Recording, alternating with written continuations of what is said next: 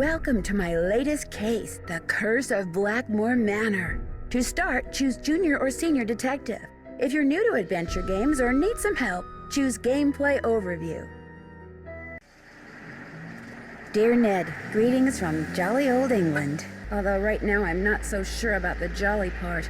That's because I'm on my way to Blackmoor Manor, where the daughter of one of our neighbors is living. The daughter, whose name is Linda, recently married Hugh Penvellyn, a British diplomat. Hugh travels a lot, so the only people at the manor with Linda are Hugh's aunt, Mrs. Drake, and Hugh's 12-year-old daughter, Jane. The thing is, ever since Linda moved into the manor, her health has gone downhill. She's practically bedridden, and no one seems to know why. Her mother is convinced something is terribly wrong and wants me to find out what. So here I am, about to be dropped off at a huge centuries-old mansion in the middle of a dark, foggy moor. I can't tell whether the butterflies in my stomach are because I'm excited or just a tad creeped out. Talk to you soon. I hope. Nancy. Night, miss, and good luck.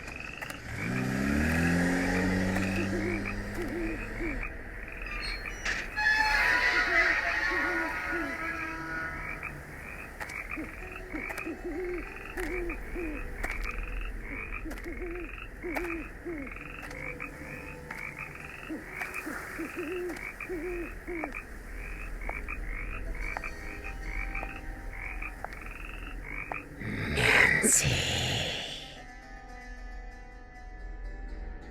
Who's there? Hello?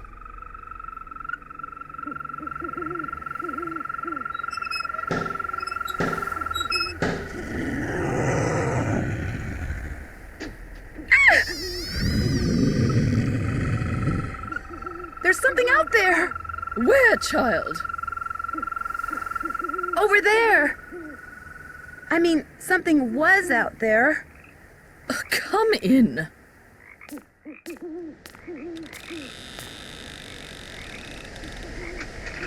I'm Mrs. Drake. I take it you are Nancy Drew?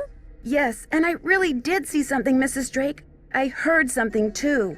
Oh, people are always seeing and hearing things on the moor at night, especially you Americans. Why don't you just go on up to your room? It's the one with the moon on the door.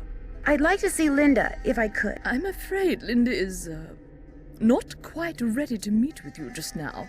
But please, come see me after you've unpacked. I'll be in the conservatory. All right, thank you.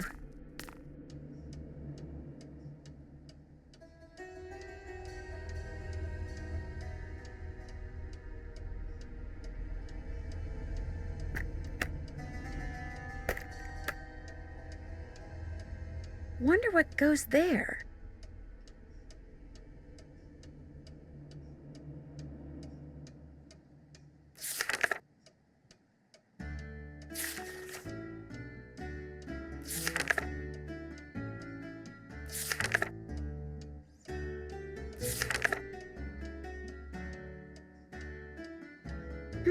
A tripod.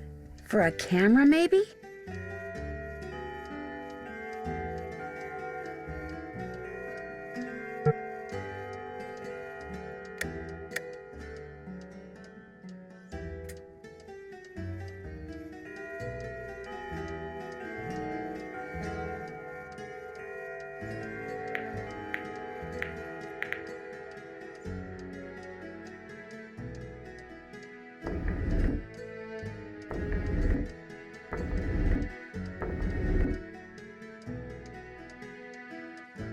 John Penvellyn.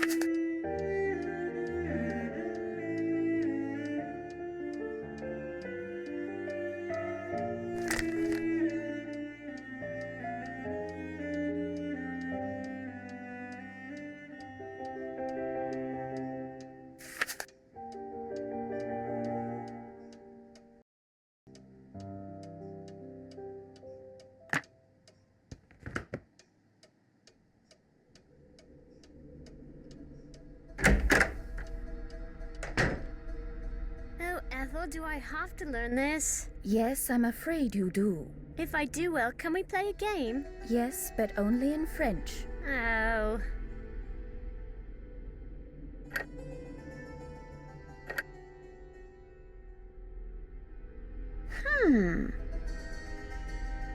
Oh, forget it. Stay in Italy as long as you want, then. Some kind of husband you're proving to be. It's not all in my head. Don't bother.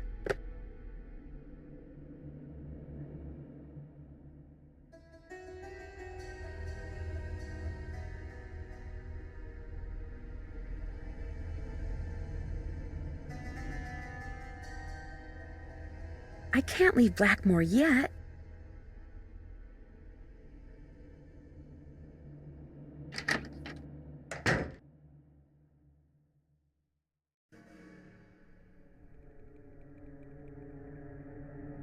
Wonder what happened in there.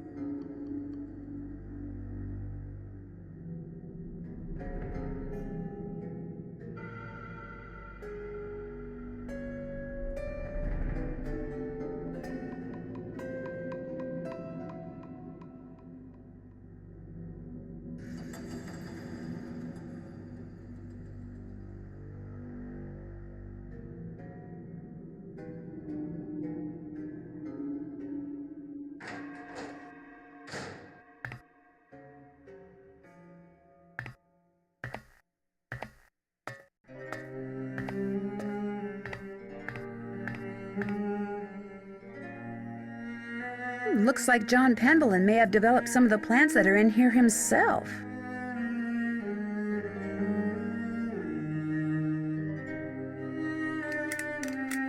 Doesn't work. This must be some kind of well, but where's the water?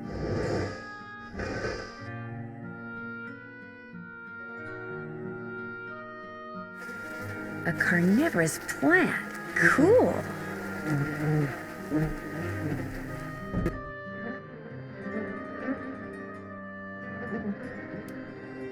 All settled in? Good. I'm happy that you're visiting Linda, but I know how much you teenagers like your televisions and loud stereos, so I must insist that you act respectfully and civilly while you stay with us. Since my nephew Hugh is away on business, I am in charge of this household. And if there's one thing I cannot stand, it's noise. Hugh's daughter Jane is staying with us and would very much like to meet you, but please try not to distract her. She has her studies and mustn't be disturbed during her lessons. I'm concerned about that thing I saw outside. It was purely your imagination, unless you saw a stray dog. But I will not countenance any histrionics about this issue. We have enough to worry about with Linda. And please do not get any ideas about going outside to investigate. I do not want you tracking mud all over this house. What is Jane studying? What every British schoolgirl needs to know. All of her schooling in the States has left her with, shall we say, a cultural deficit. She's in capable hands now. Is she privately tutored? Yes, she is. just as all Penvellyns before her. Ethel Bossany comes from a long line of tutors that have taught many generations of Penvellyns. Now, please, I really do not have time to entertain you. You may have the run of the house, but do not break anything, and refrain from mucking about with items that aren't yours. 2 rules Jane seems incapable of following. And before I forget, our kitchen is being remodeled, so our dining situation is rather unorthodox. I've made arrangements with a local restaurant to deliver meals to us. There should be a programmed number for them on the phone in your room. Feel free to order whatever you'd like. This conservatory is very beautiful, but why isn't there any water in the well? I'm not quite sure. We never really used it, but it was always full of water. That is until my brother died. And then it just dried up. Most of these plants were brought over by my grandfather. He was quite the adventurer. I remember when he brought back Lulu from the Amazon. At first, Mother wouldn't allow us to play with it because it had picked up too many unsuitable words from sailors. But it gradually learned proper manners. Who is Lulu? Lulu is a very old parrot. She must be over 80 years old. Please be very careful with her, especially if you feed her. Parrots have quite delicate constitutions, you know. This place must have quite a history. Where can I learn more? Go see Nigel in the library. He's going to write a book about our family history. Goodbye. Run along.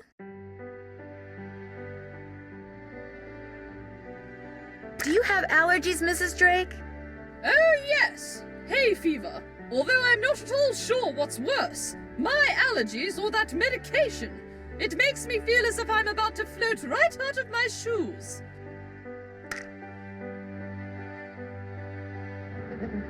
Who's hungry? Who's ready for some nummies? Did you say something, Mrs. Drake? Not to you, dear.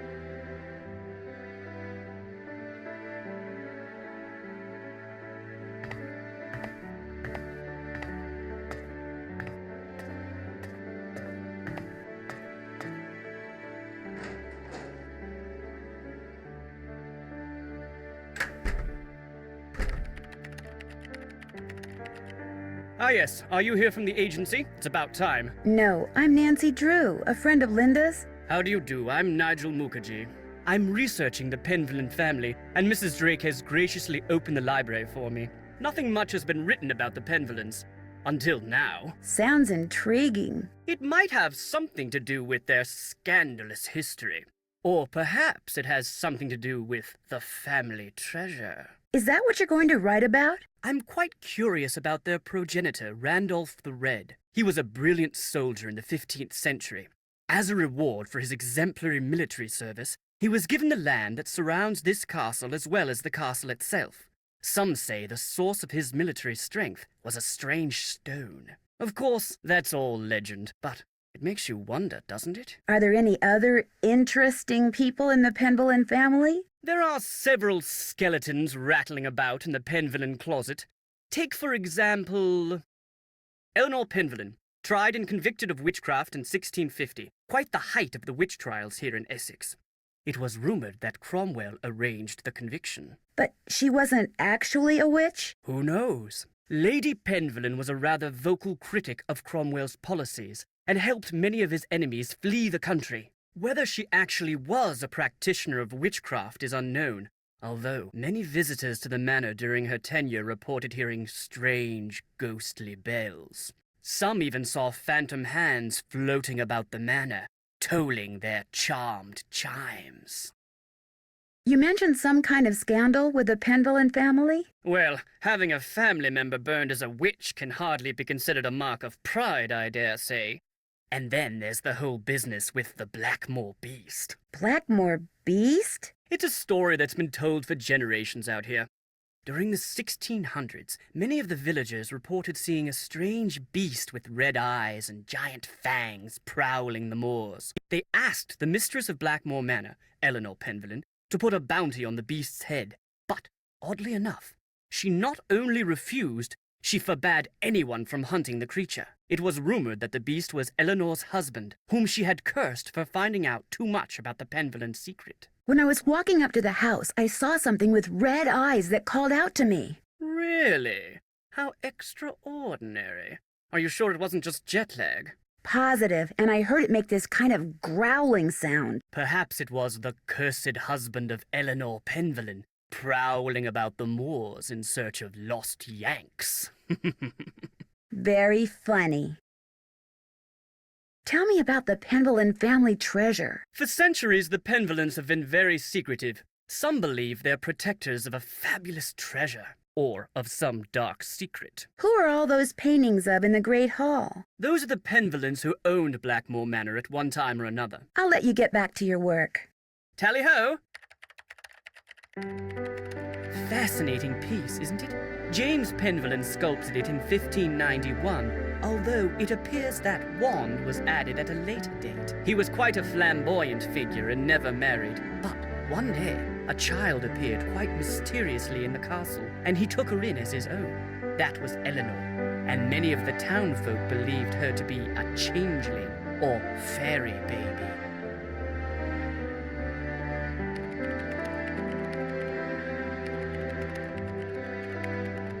Interesting. I'm researching Philippe Penvellyn, and it appears that many scholars believe he was a pirate. That would explain his source of wealth. I doubt you'll find much of interest in there. They're mainly law books. Charles Penvellyn was a prominent judge in the 16th century. Sad to say, he lost his son at a young age, left his estate to his grandson, Thomas. Those manuscripts are very old and brittle. They date back to the 14th century. Odo Penvellyn collected most of them. His father, Randolph, and son Milo were rather more interested in military victories than in book collecting.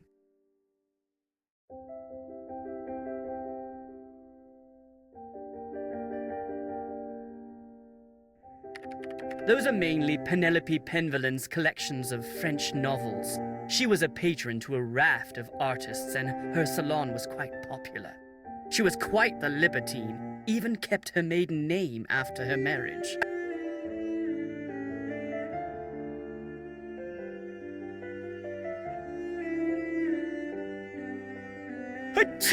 À tes souhaits. Merci.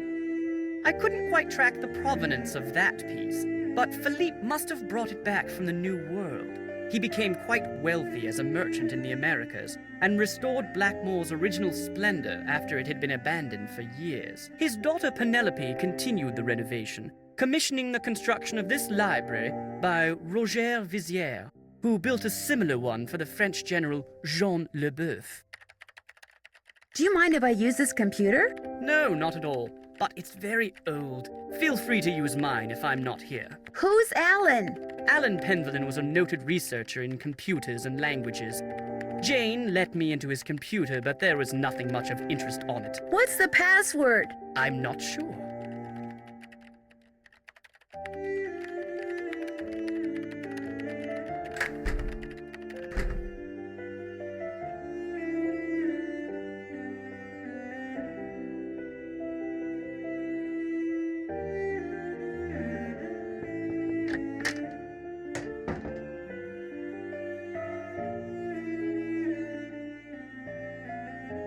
Linda?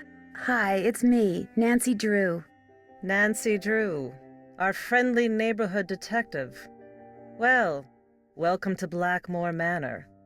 I apologize for greeting you under such unusual circumstances. So, how are you feeling? How am I feeling? Well, I feel like...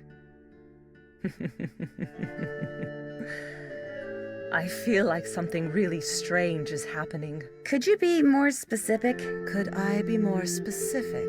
Ah, the ace detective is grilling me for details. I'm tired all the time, my mouth is dry, my vision is blurry, but that's not important. Here's what's important, Nancy. There are some doors that should never be opened. There are some doors that hold secrets which must never be known. That's everything you need to know. Now if... Mummy, can I come in? No, you're supposed to be in your lessons. Lessons are over. I want to meet Nancy. I said no, Jane. Okay. That was my stepdaughter. She can be such a pest sometimes.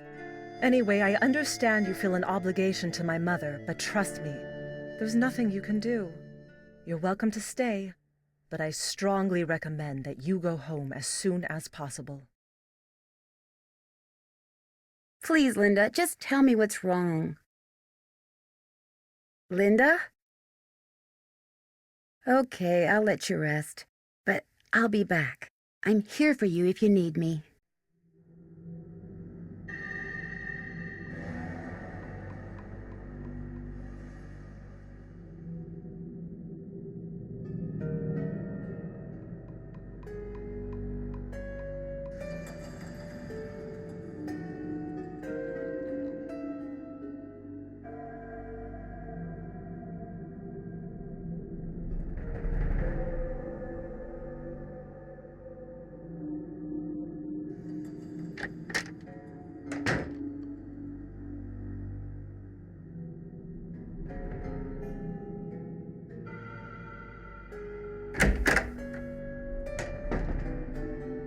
Hi! You must be Nancy. I'm so pleased you're here. I'm Jane. I know you've come to visit my stepmom, but I'd love it if you could pop by whenever you get the chance. Oh, we'll have such fun. Let's play a game. Sure, Jane. What would you like to play? Let's play this card game I found in your room. Actually, it's Bridget's room. I mean, it used to be her room. I mean, she died like 300 years ago. You can see a painting of her in the Great Hall. She's the one with the telescope. Okay, so you have to match up a pair of constellations. I made all the matches in 40 tries. Try to beat my record.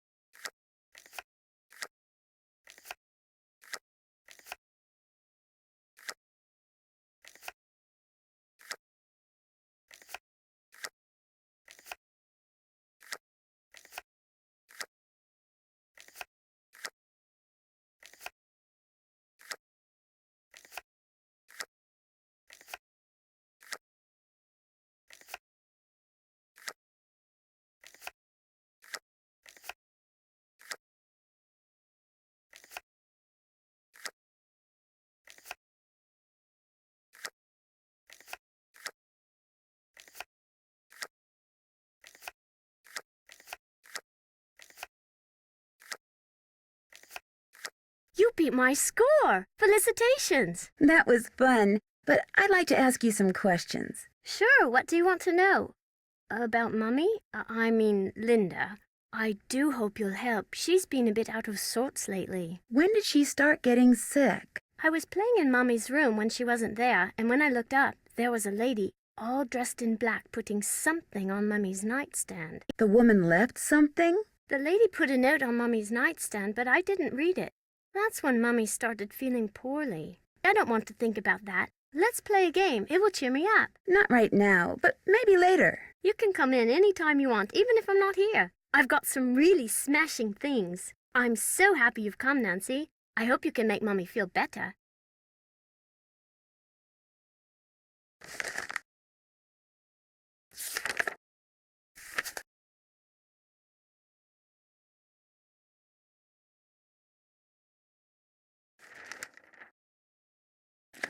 Nigel gave that to me when I was in the library once. I think he was hoping it would scare me, but it didn't. I'm too smart to believe in that sort of stuff.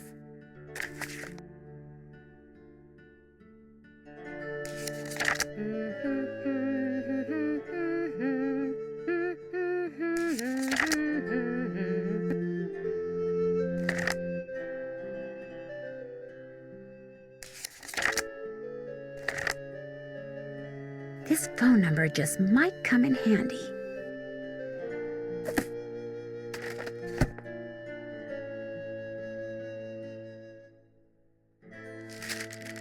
That's my family tree. Ask me anything about anyone. Go on, ask me.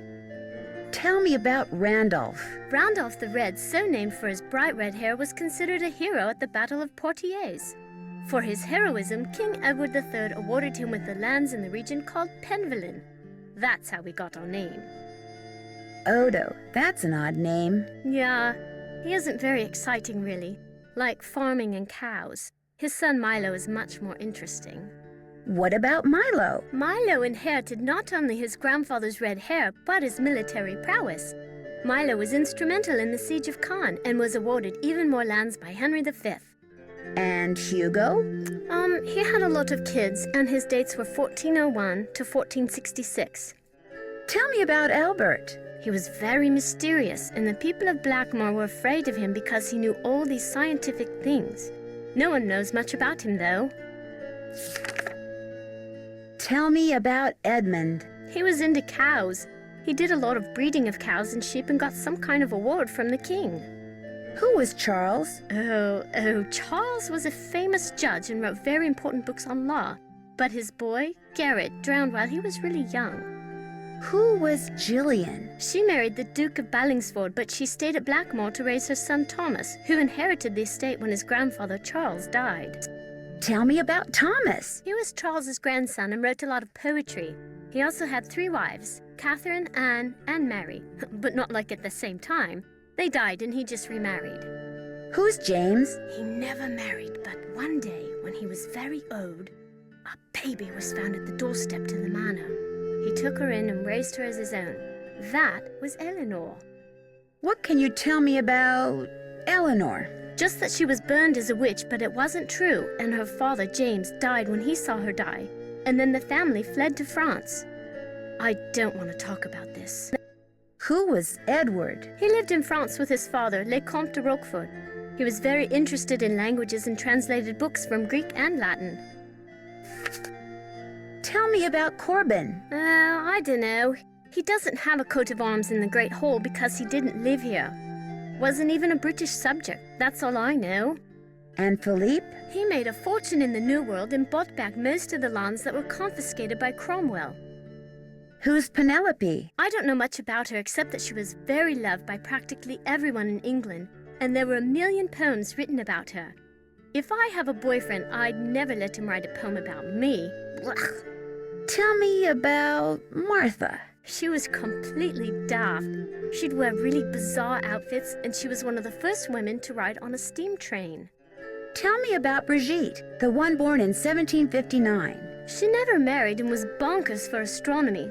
She adopted her sister's son, Richard, who later got killed at Waterloo. Tell me about Richard. He died in Waterloo fighting against Napoleon. Tell me about Edward, the one from the 19th century. He was a big explorer and went all over the world. He wasn't very close with his son, who was also an explorer. They'd only see each other by chance in weird remote places like Samarkand and Walla Walla. Who was William? He was an explorer just like his father. He was kind of a whiner, so I heard.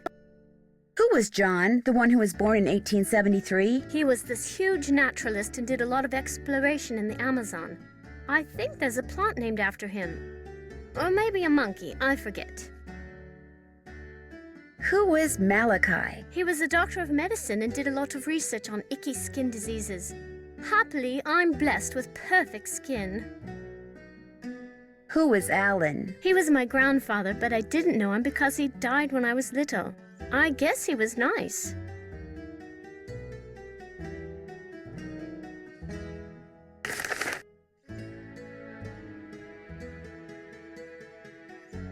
I used that to make cakes for Lulu the parrot. That's why the ingredients are so nasty.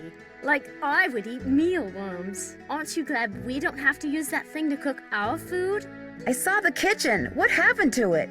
I guess you could say I happened to it, but it was Ethel's fault. She inspired me to study the oxidation rates of different kinds of cookie doughs. Only my snickerdoodle experiment got away from me.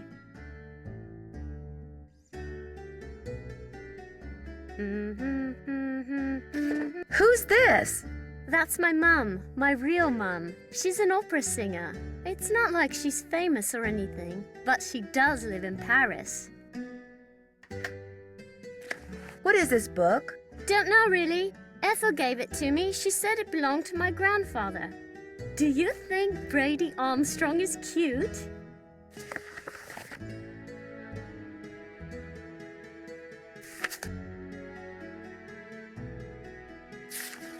Each of those cups seems to be associated with a Roman numeral.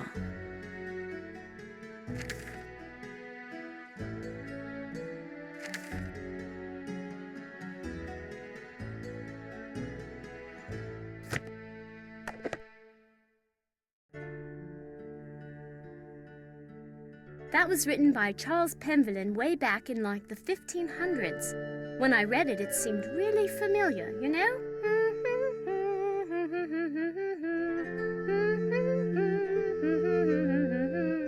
As the moon rises upon thee, fear not, but draw upon the strength of absent friends and toast to their memories and happiness and wonder. With the stalwart heart of a knight, let charity be thy guiding angel. Stay firm in knowledge as a dedicated geometer, and fear not the ravages of Father Time. For, dear child, as you learn the lessons of folly, the secrets of this world shall dawn in thy soul.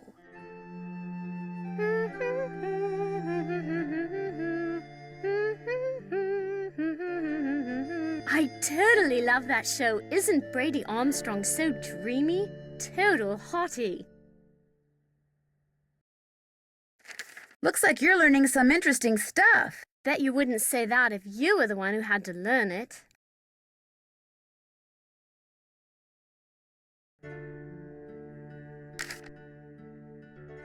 You had a guinea pig? Yes, but it died.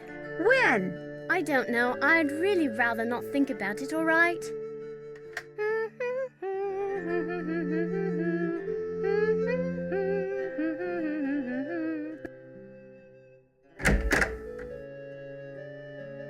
Oh, you startled me.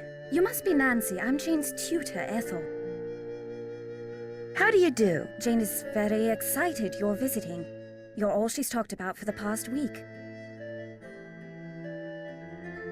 I saw Jane's lesson schedule. That's quite an unusual list of subjects. Yes, well, I'm sorry, but I'm in a bit of a rush. I need to go over some things with Jane. Oh, I guess I'll be going then. It was a pleasure meeting you, Nancy. Our paths will cross again, I'm sure.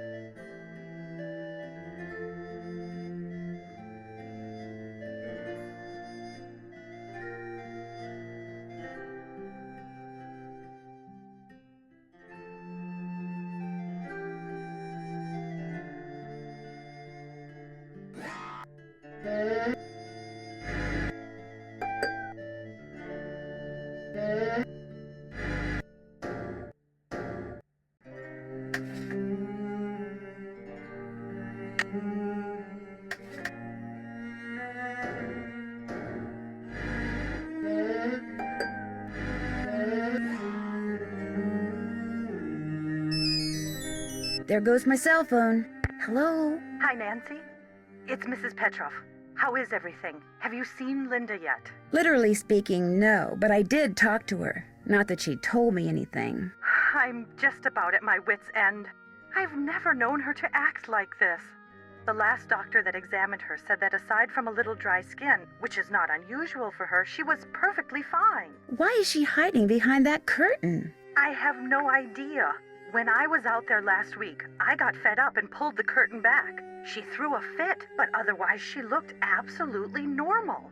A little pale, perhaps, but who wouldn't be pale, cooped up like that? Something has changed her. Something in that house. Hugh is just as bewildered and upset by her behavior as I am. Please get to the bottom of this, Nancy. You're our last hope. Where is Hugh? He was called to Rome. As a diplomat, he's always being called out of the country without warning and without any say in the matter. He'd much rather be there with Linda, although... Although what? It's just that Hugh said it hasn't been very easy for him to talk to her lately. Whenever he calls, which is at least once a day, Linda always seems to fly off the handle for no reason, which doesn't make sense. Linda has always been extremely level-headed and even-tempered. She never gets angry. At least she didn't used to. Who exactly is Mrs. Drake? She's Hugh's aunt. She's taken care of Blackmoor Manor ever since her brother died. He was Hugh's father. She's a bit of a character. In what way? The way she spends all her time in that conservatory, slouching around, trowel in hand, murmuring to herself. You'd think she was burying something. Or somebody. Goodbye, Mrs. Petroff. Goodbye, Nancy. Oh, one more thing. My niece is on call and her husband's out of town, and I told her I'd go over there and babysit if she had to work. So if you call and I don't answer, that's why. Bye.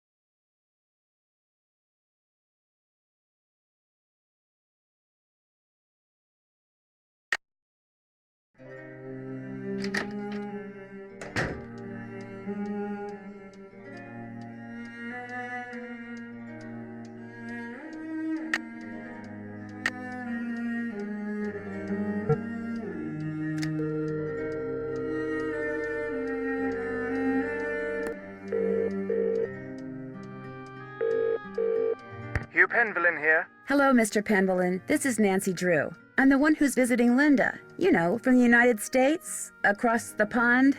Yes, of course. Are you at Blackmoor? Yes, I am, and I've talked to Linda. Good for you, because frankly, that's something I've been quite unable to do lately. These temper tantrums of hers make rational discourse well nigh impossible. How long have these tantrums been going on? Ever since I left for Italy. We'll be talking on the phone about the weather or Jane's lessons or something equally innocuous, and suddenly she'll be bellowing at me and slamming the phone down. Are you sure you didn't inadvertently say something, argumentative? I promise you, these rages of hers are totally uncalled for and quite unbearable. I love her dearly, but she's making things very difficult. I understand that Mrs. Drake is your aunt? Yes, Aunt Letitia. We're not very close, however. She's always been rather aloof, much more interested in being a Penvellyn than a person, if you know what I mean. Does Linda get along with her? As far as I know, yes, although I have caught my aunt eyeing Linda strangely at times. And of course there's the 6-month habitation clause. The what? According to the Penvellyn rules of inheritance, the spouse of Blackmoor Manor's current owner That would be Linda, since I'm the current owner. The spouse of the current owner must reside in the manor for at least 6 months. Should she or he leave the manor before 6 months is up, ownership of one half of the estate immediately passes to the next legal heir. And that would be Mrs. Drake. Correct. I met your daughter Jane. Quite the bundle of energy, isn't she? I get the feeling that she's a little lonely. I'm sure she is, what with a private tutor instead of school, and Linda being under the weather. And coming back to Blackmoor no doubt reminds her of her real mother. Renee and I were divorced almost 2 years ago. Jane went into a bit of a tailspin for a while, but she's come to adore Linda. She's been calling her Mummy since the day we were married. Have you spent much time on your father's computer, the one that's in the library? I dare say I've never touched it. Mathematics, computer science, linguistics, all the things that fascinated my scholarly father bored me to tears. He gave up on me quite early on. With Jane, however, it was a different story. What do you mean? From the day she was born, my father doted on her, far more than he ever doted on me. Read to her, bought her books, games. Truth be told, I was a bit jealous. He passed away when she was still a toddler, so it's unlikely she remembers all the attention he showered on her. But I do, and I still find it so out of character as to be mystifying. It was nice talking to you. This is an extremely busy time for me, so I apologize in advance if you call and I'm unavailable. I understand. Good. Cheerio.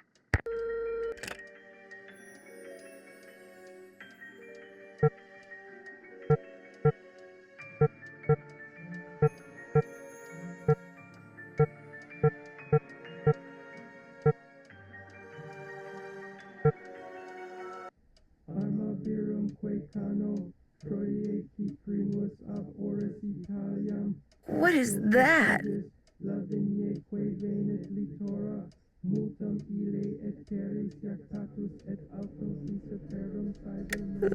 Maybe I'd better have a look around.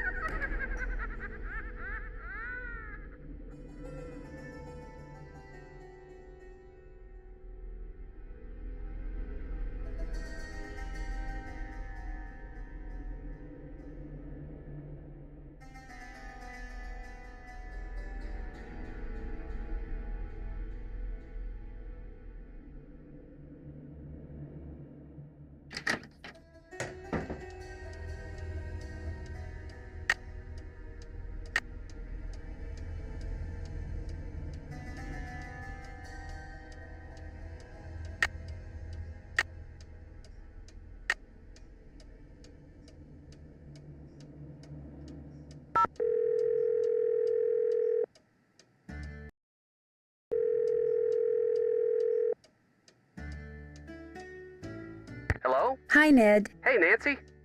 What's going on? Let's just say that so far your call is the high point of my day. So how's Blackmoor Manor? A little on the spooky side.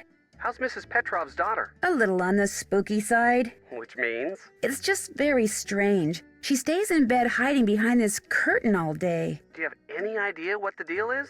Nope. We'll just keep talking to her. As soon as she knows she can trust you, I'm sure she'll open up. Linda's stepdaughter, Jane, she has this really weird picture book in her room. What do you mean, a picture book? I mean, pictures are all that's in this book. No words, just these strange hand-drawn images. And the book is old, like it's been around for centuries.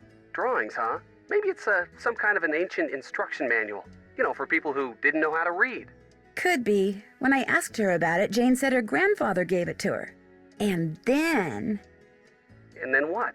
And then she changed the subject. Sounds like that book may prove to be pretty important. I'll talk to you soon. I'll be waiting.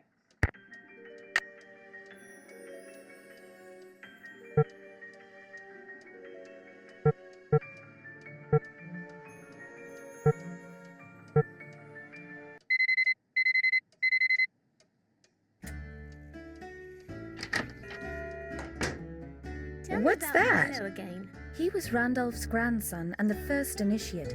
Odo did not have the proper qualities for Randolph's instruction. Because he was stupid. No, Jane. It's because Randolph believed that the proper qualities skip every generation. We talked about that, remember? I guess. Milo was a great soldier, just like his grandfather. And with his grandfather's help, he was victorious at Caen. That was a battle fought in 1417 during the 100 Years' War. That's right. But I don't understand something. The 100 Years' War lasted longer than 100 years, right? So why do they call it that? Why don't they call it the 116-year war, huh? Oh my, look at the time. We need to go over your geometry. Please open your book to page 46 and read silently.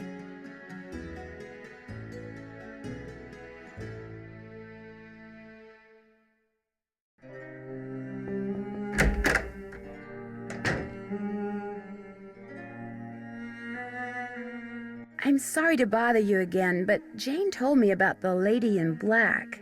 What lady in black? Jane never said anything to me about a lady in black. That kid is so weird. I just don't get her. She seems very concerned about you. Yes, I know. I just don't know how to be a stepmother to her. She's just so strange. Look, just forget about me. You can't help me, and that's that. I'm sorry. Linda, you have to give me a chance. Everyone is so worried about you. If you just tell me what's happened, maybe I could help. Linda, I made a promise to your mother and I plan to keep it. I'm here for you when you need me.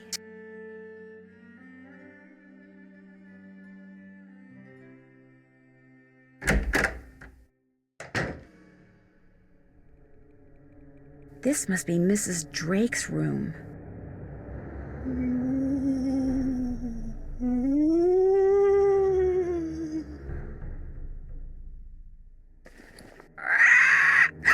Oh, it's just a parrot. Scared ya? No, you didn't. Did you? Did you? What's your name? Lolo, Lolo, Lolo, Lolo, Lolo, Lolo. Okay, I get the point. Lulu. Lolo, Lolo, Lolo, Lolo. Bye, bird. Bob's your uncle. Who's the pretty bird in the mirror? You're gonna need a big I need the key. Pay no attention to the bird behind the curtain.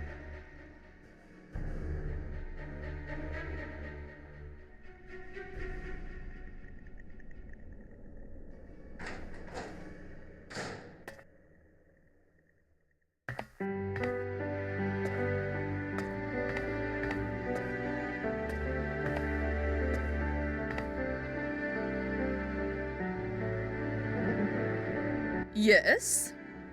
The picture book in Jane's room. Do you know much about its history? My brother Alan found it somewhere in the house. He was quite fascinated by it, but he'd never let me look at it. What was your brother Alan like? He was quite remarkable. He taught linguistics and computer science and won many prestigious awards. He loved games, especially pranks, and was forever tinkering with this and that. I do miss him sometimes, but now he's gone. He died a month after my husband passed away, and ever since I've been here all alone. Until Hugh came back from the United States, that is. Do you know what the password is for the computer in the library? No, that was my brother's toy. Goodbye. Run along.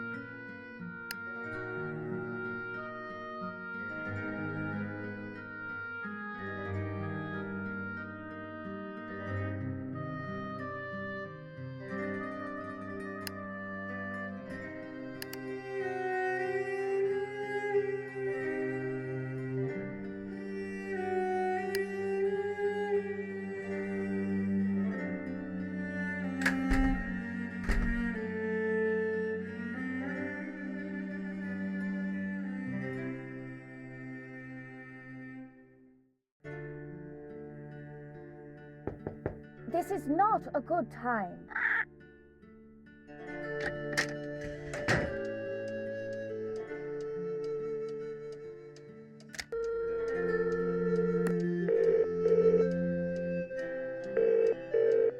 Sorry, chum. The Boar's Head pub is closed.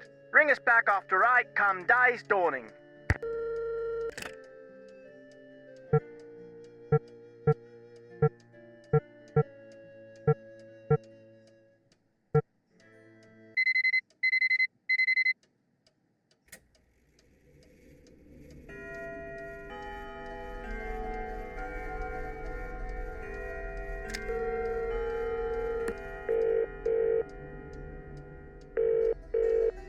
Boar's Head pub, this is Tommy. Hi, this is Nancy Drew. I'm supposed to call you if I want some food. Right.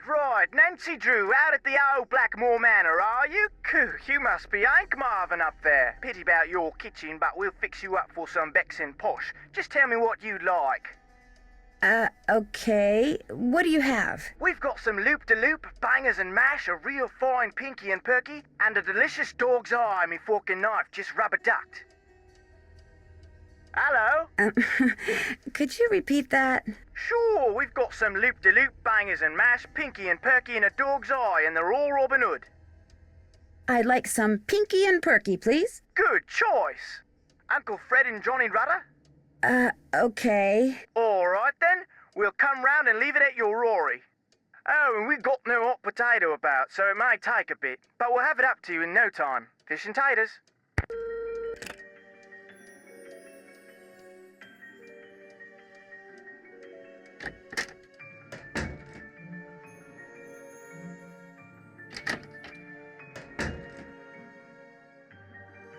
Hi, Nancy. Have you ever seen anything strange outside? Once I saw my Uncle Roger's toupee fly off during a windstorm. Talk about freaky. I mean, have you seen a strange animal outside? No, but I have heard weird noises like this. Howling. But not like a dog howling, more like something human.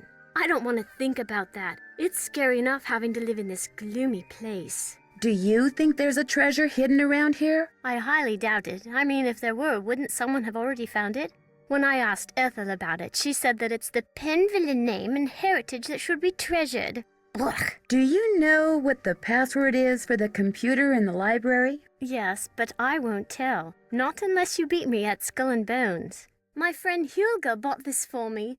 It's like Go Fish, but you have to collect 3 of a kind of weird things like zombies and ghosts. You go first.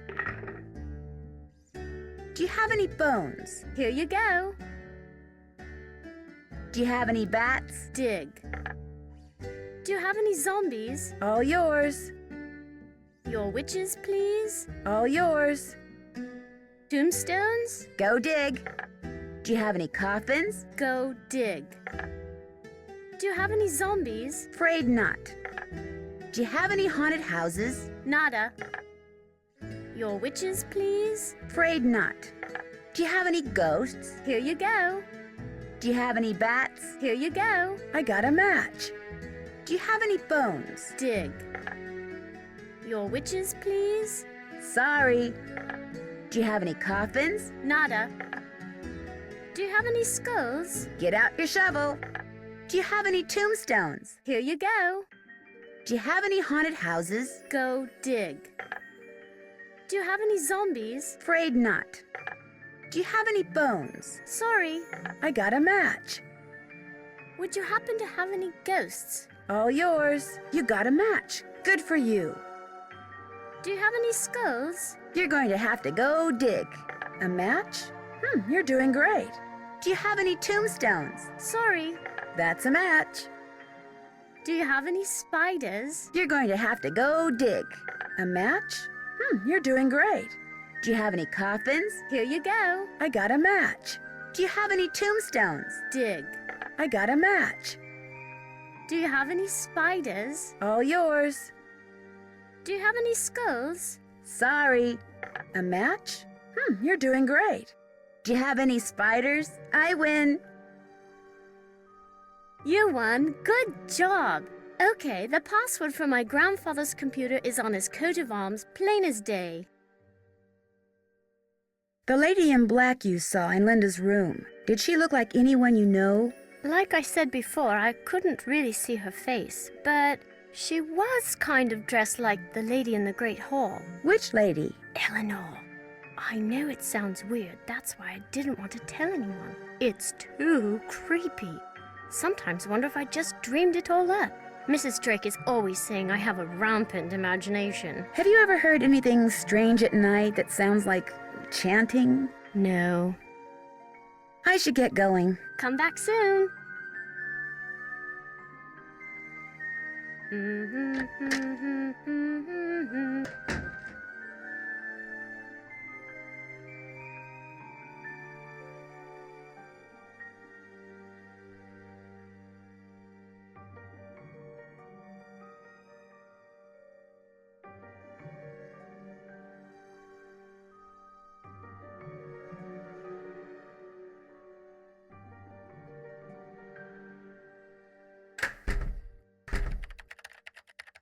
Hello, Nancy. Have you seen any ruins anywhere in the manor? You mean like Norse runes? No, I haven't. I don't really know much about them anyway. Dead languages aren't really my bag, you know. I'll let you get back to your work. Goodbye.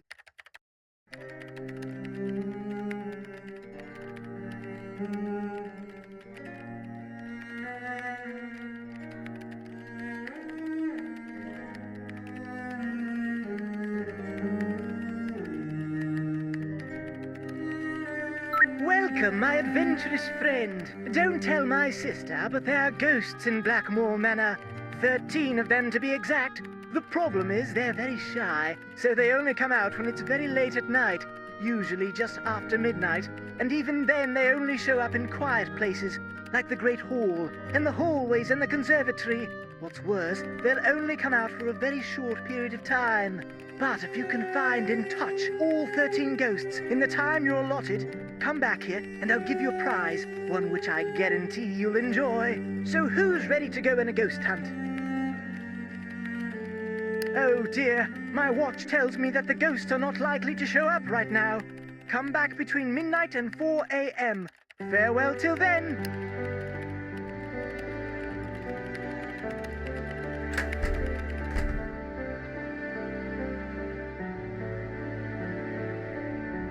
Pay no attention to the bird behind the curtain. I need the key. And the winner is Lulu. Polly is a stupid bird. Polly is a stupid bird. Hello. Do you by any chance know Latin? Quiste rogavit, bene vidi vici, semper ubi sub ubi, morituri status. I'll take that as a yes. Would you mind translating something for me? Fire away.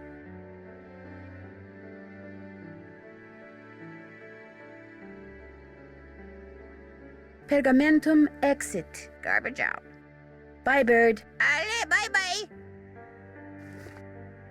And the winner is Lulu.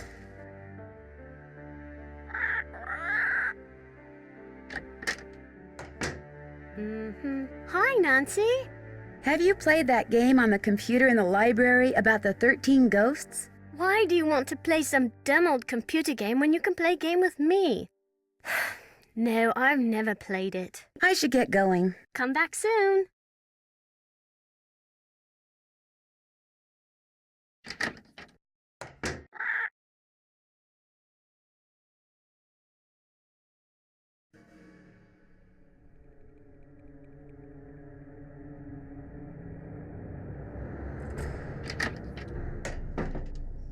That must be the food I ordered.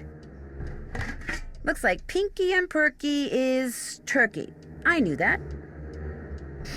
This smells delicious. And Uncle Fred and Johnny Rudder are just plain old bread and butter.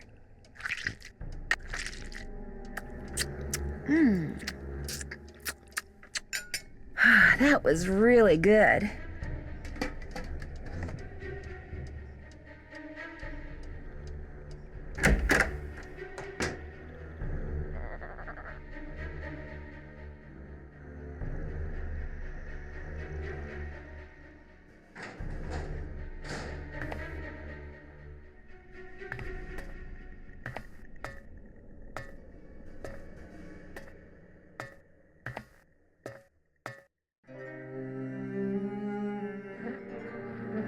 Yes? I spoke with Mr. Tucker at the Boar's Head pub, but frankly, I'm not at all sure what he said. Yes, his language is quite colourful, isn't it? He's Cockney, you see. My brother Alan and I loved to make up Cockney rhymes when we were young. We'd drive our governess quite batty. Haven't got a pot of glue, haven't got a pot of glue. Ha! How we teased her. Pot of glue? A clue, dear. Haven't got a clue. Rhymes with glue, you see. Goodbye. Good day.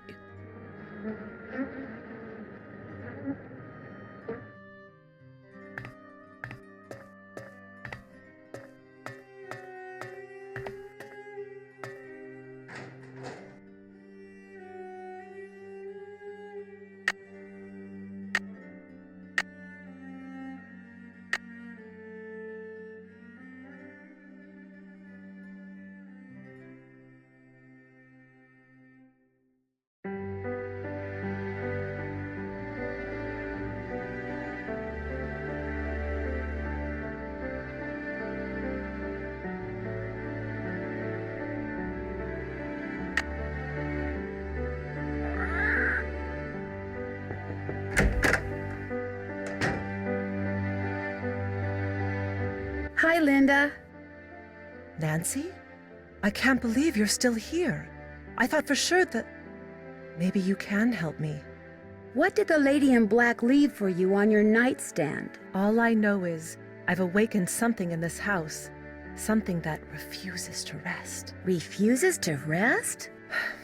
One day after Hugh left for Rome, I inadvertently discovered a secret passageway. I started to explore it.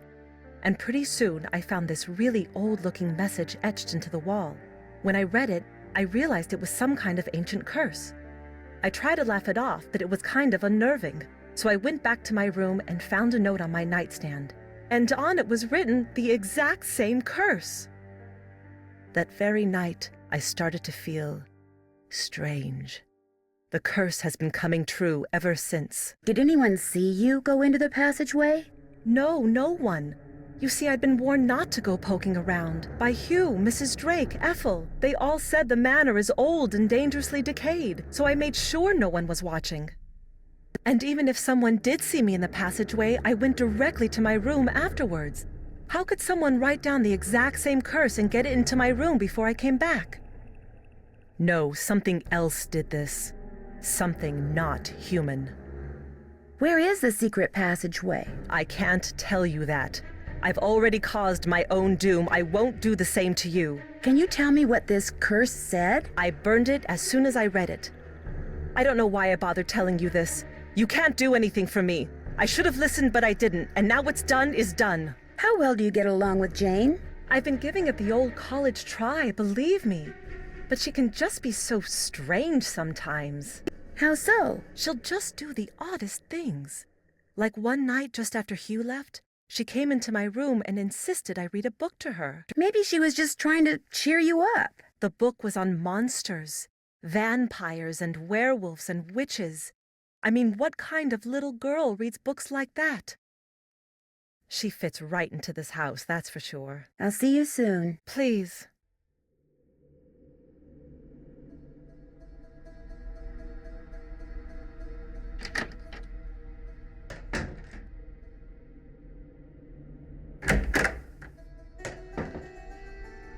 Hi, Nancy. Do you know of any secret passageways in the manor? I found one, but all it did was lead to this funny picture. Do you think you could show me where the passageway is? Wouldn't you rather play a game with me? I'm so bored. If I play a game with you, will you tell me where the secret passageway is? Okay. I got this at this really neat museum in the States. It's supposed to be an original Maya game, but don't worry. You don't have to, kill people or take their hearts out or anything. It's really easy to play. You roll the corn and move your warrior the number of dots on the corn. If no dots, then you get to move 5 spaces.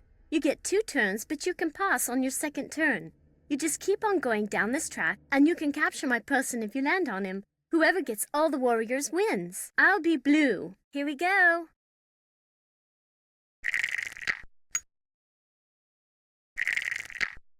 You can go. You can go. You can go. Ha!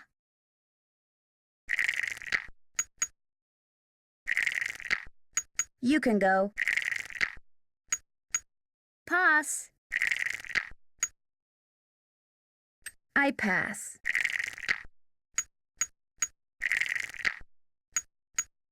Your turn. Your turn. You can go. Oh no!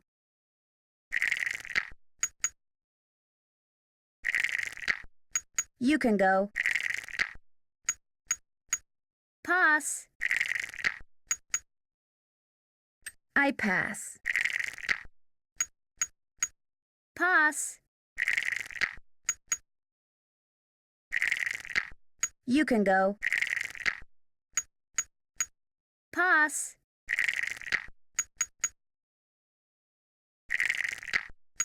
Gotcha.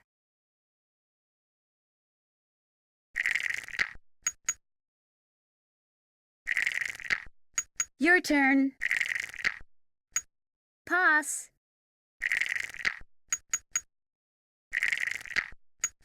Gotcha.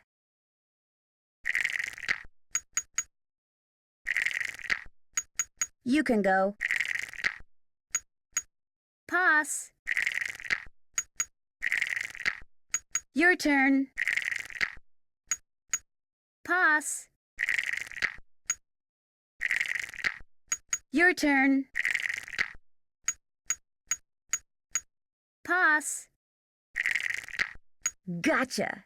You lucked out that time. Okay, I found the secret passageway in the East Hall. That's the hall with the coat of arms on the door. But it's not a very exciting secret passageway. You're going to be totally bored. Wouldn't you rather play a game with me instead? The East Hall is locked. Do you know how I can get in it? My great-aunt took the key. She probably thought I'd break something in there. But I found another one. Here, you can keep it if you want. I should get going. Ta-ta!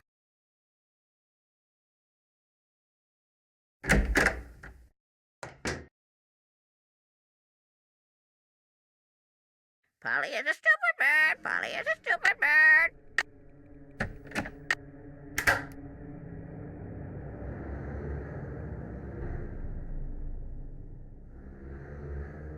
The hands move.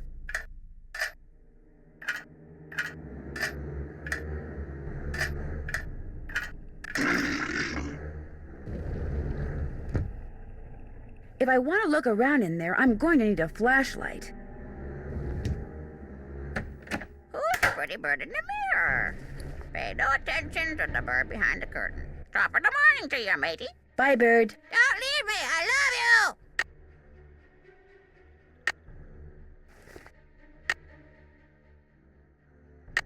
Pay no attention to the bird behind the curtain.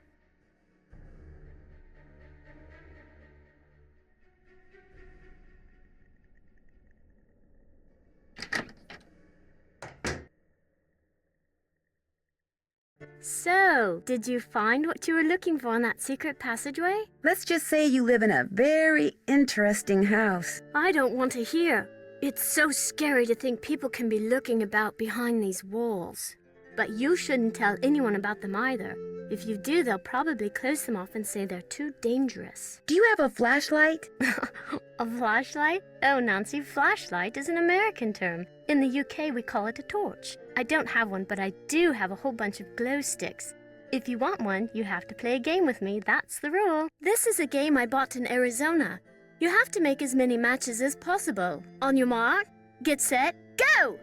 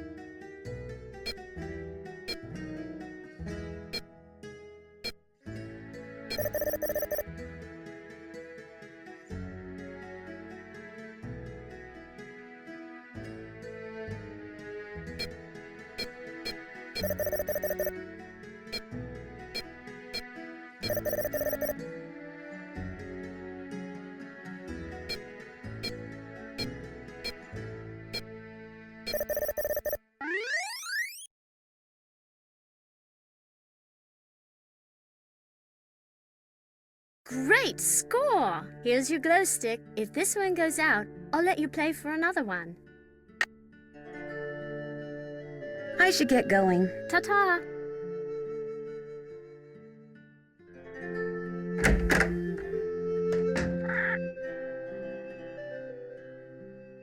And the winner is Lulu. And the winner is Lulu. Felicity, the door! The door!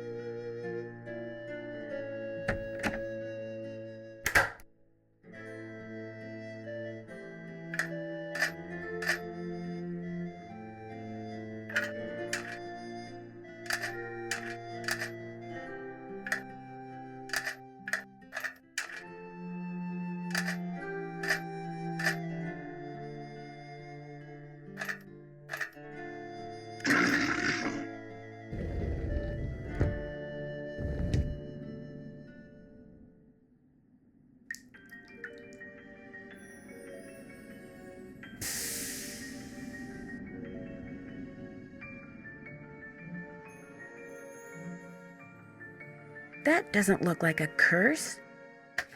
Barber, and a picture of a parrot. I wonder if Lulu has something to do with this.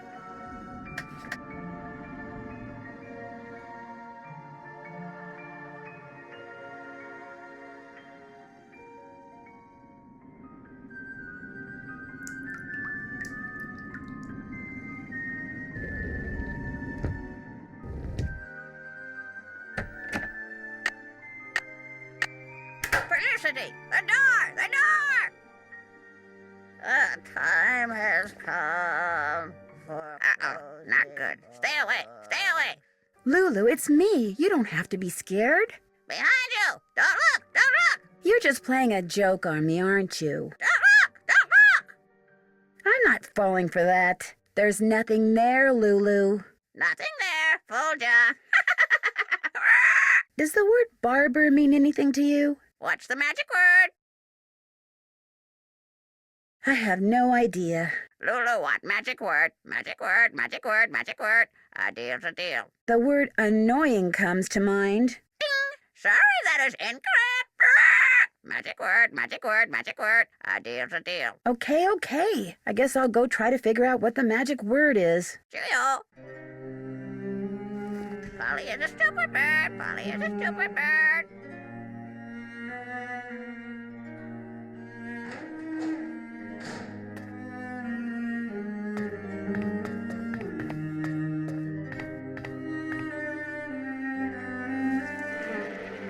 Yes? Do you know anything about Lulu's magic word? Magic word? Oh, yes. You see, my brother and grandfather would play a word game with Lulu. I never understood how it was played, but they'd play for hours. Lulu would sometimes grow sullen and refuse to play the game anymore unless they told her that... Oh, what was it that they'd have to tell her? It's perched on the tip of my tongue. They had to tell Lulu that she was a very, very clever and beautiful bird. Would you have a torch that I could borrow? No, I'm afraid not. Jane ruined all of ours with some sort of experiment she cooked up. But I believe she may have some of those glow sticks for illumination. Goodbye. Run along.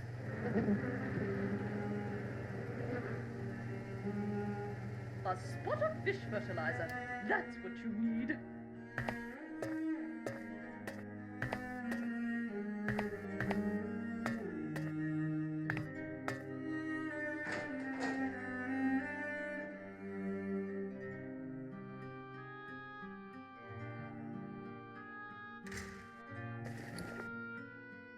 Hello. I know the magic word. Magic word, magic word. What's the magic word? Lulu is a very, very clever and beautiful bird. Clever and beautiful.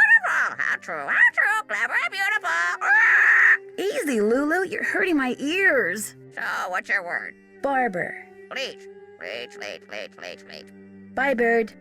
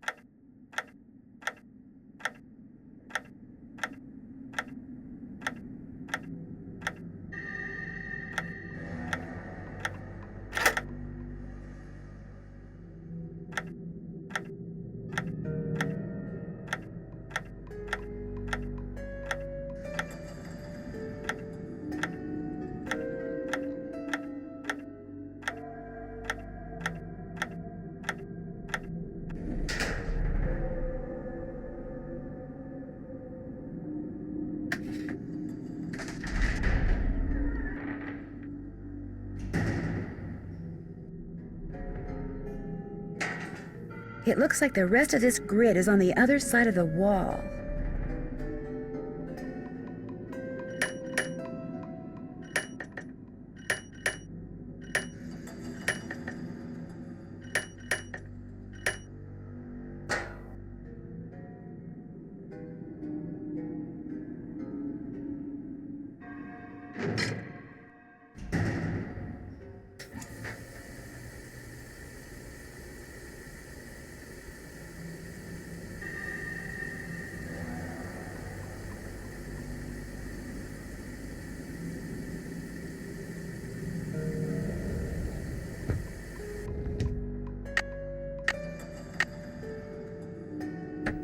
Who's a pretty birdie there? You You scared gave me me. such a fright. What were you doing in there? I was looking at the artifacts. They're quite intriguing. Oh, I see. Well, I didn't realize you were so interested in the treasures of Blackmoor. Do you think there is treasure hidden somewhere in the manor? No, not at all. At least, not the treasure you're probably thinking of. The Penvellyns have lived here for centuries. The house resonates with their presence. Any hidden treasure in Blackmoor would be found in the family's history, in the Penvellyns' passions and deeds.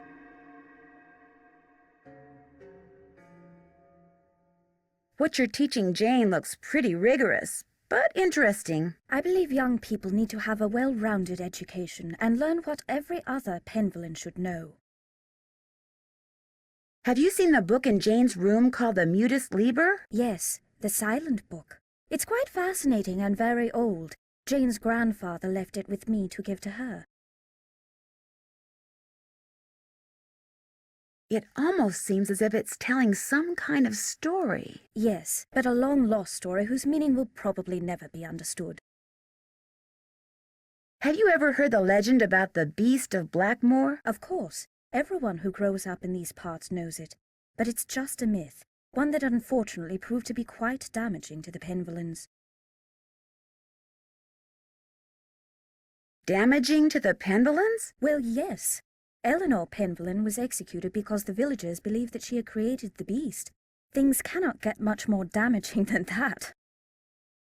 Do you know much about the Penvellyn family history? Only that they were a very well-respected and talented family.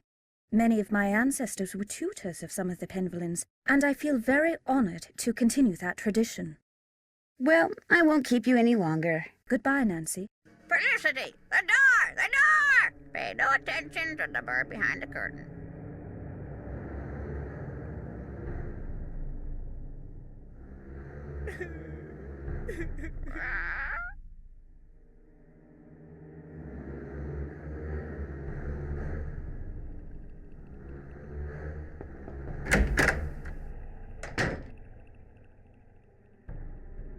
Linda, I found the secret passageway. Jane told me where it is, but I didn't see any curse in there. How could you have missed it? It was right there, just waiting to be found, wanting to be found. I can't believe how foolish I was. That stupid gargoyle. I hated how its evil eyes would stare at me whenever I walked to my room. So I moved it around, changed its position, kept fiddling with it. But when that secret door suddenly opened, I couldn't resist going in there. Which gargoyle is this? What do you mean, which gargoyle? I thought you said you found the secret passageway. So there's more than one. Linda, I think someone's trying to scare you off. I think they thought you were getting too close to something that's hidden in this house. You're right. I did get too close to something. That witch that was burned at the stake. She's cursed me, and she's probably cursed you too. I'll see you soon. Goodbye.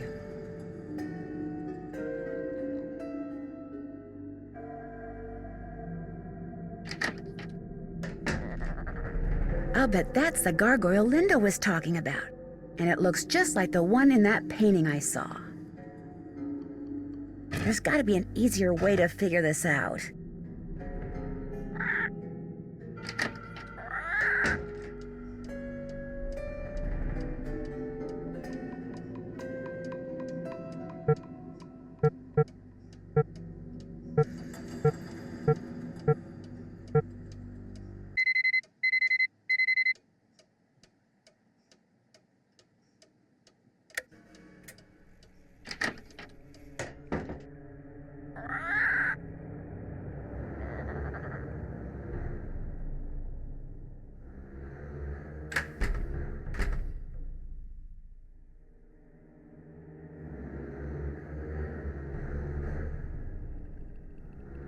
So who's ready to go on a ghost hunt? Remember, you mustn't waste any time.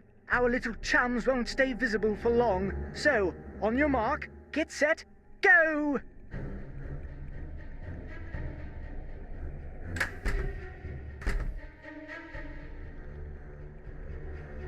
Got one.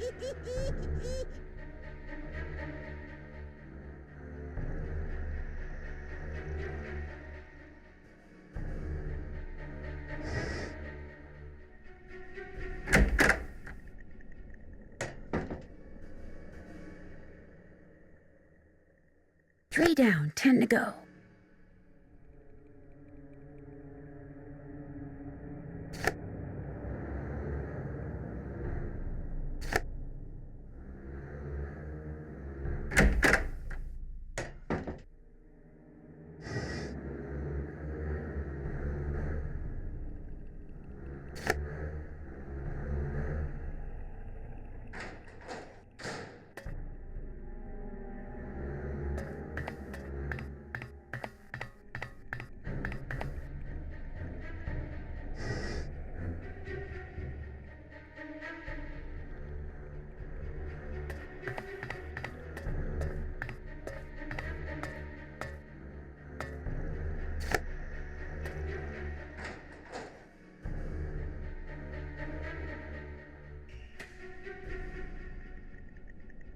Ten down, 3 to go.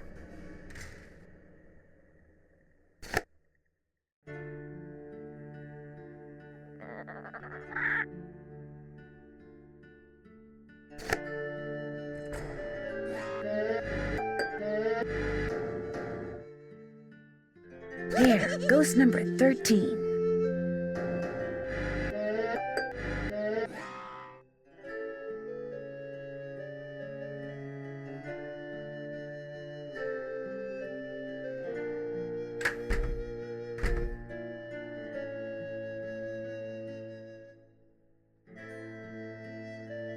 Congratulations! You're one of the few people who have seen the 13 ghosts of Blackmoor Manor. As a reward, I'm going to let you in on a little secret. But a word to the wise, if you're wearing a hat, hang on to it. Have fun!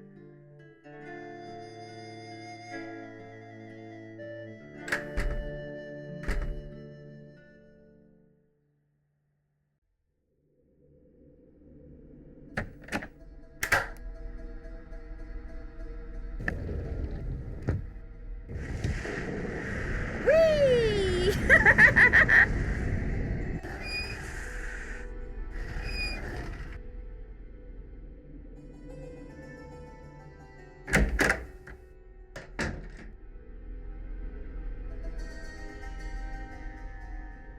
I could try to hit the bullseye I saw when I went down that slide with a cricket ball.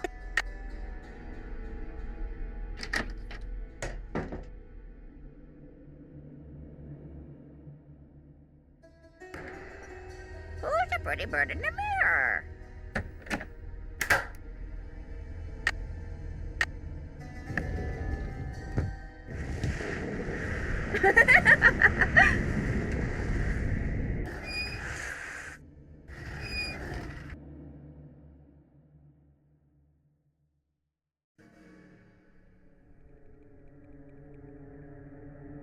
And the winner is Lulu. They don't.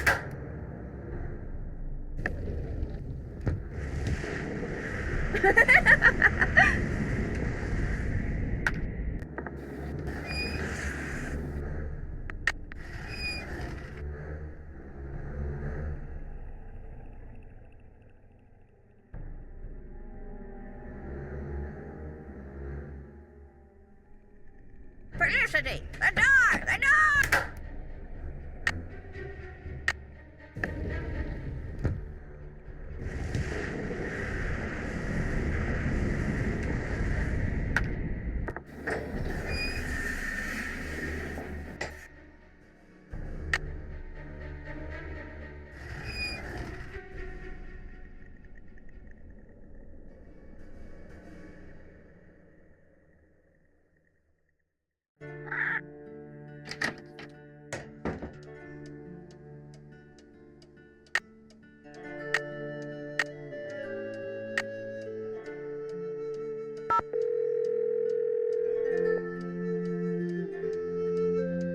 Hello? Hi, me again. Hi, what's up? You sure I'm not disturbing you? I mean, shouldn't you be studying or something? Shouldn't you be solving a mystery or something? I'm on a break. What a coincidence. So am I. What's up? Linda told me that her problem started right after she found this curse in a secret passageway. So what'd the curse say? She refused to tell me. Sounds to me like you'd better give finding that out your top priority. Apparently, each of Jane's ancestors had different coats of arms. Really? That's odd. You'd think there would be just one coat of arms for the whole family. Believe me, the Penvellyn family is nothing if not odd. Each coat of arms includes very distinct images and symbols. Wonder why they're so different. It's a long story, but I'm beginning to think that each Penvellyn left behind a puzzle, and that his or her coat of arms contains clues to solving that puzzle. Makes sense. I mean, in an oddball Penvelynian sort of way. I'll talk to you soon. I'm already looking forward to it.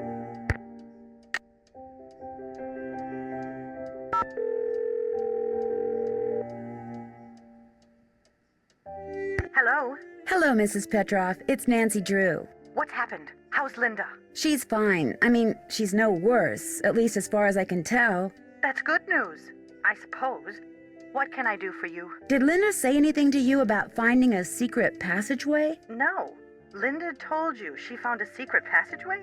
Yes. Do you think she wasn't telling the truth? I don't know. Given her fragile state of mind, what's true and what she thinks is true may well be two different things, that's all. The good news is I found a secret passageway too. So Linda wasn't imagining things. That's encouraging. The bad news is I didn't see what Linda says she saw inside it. Oh, and we're back to square one. When you were here visiting Linda, did you ever see or hear anything odd? Yes, Mrs. Drake. Why do you ask? Blackmoor Manor looks like the kind of place that most people would assume is haunted, don't you think? Frankly, I was too worried about Linda to take notice of much of anything there. Except that most of the rooms I saw looked like they'd been decorated by a medieval monkey. Goodbye, Mrs. Petroff. Goodbye, Nancy.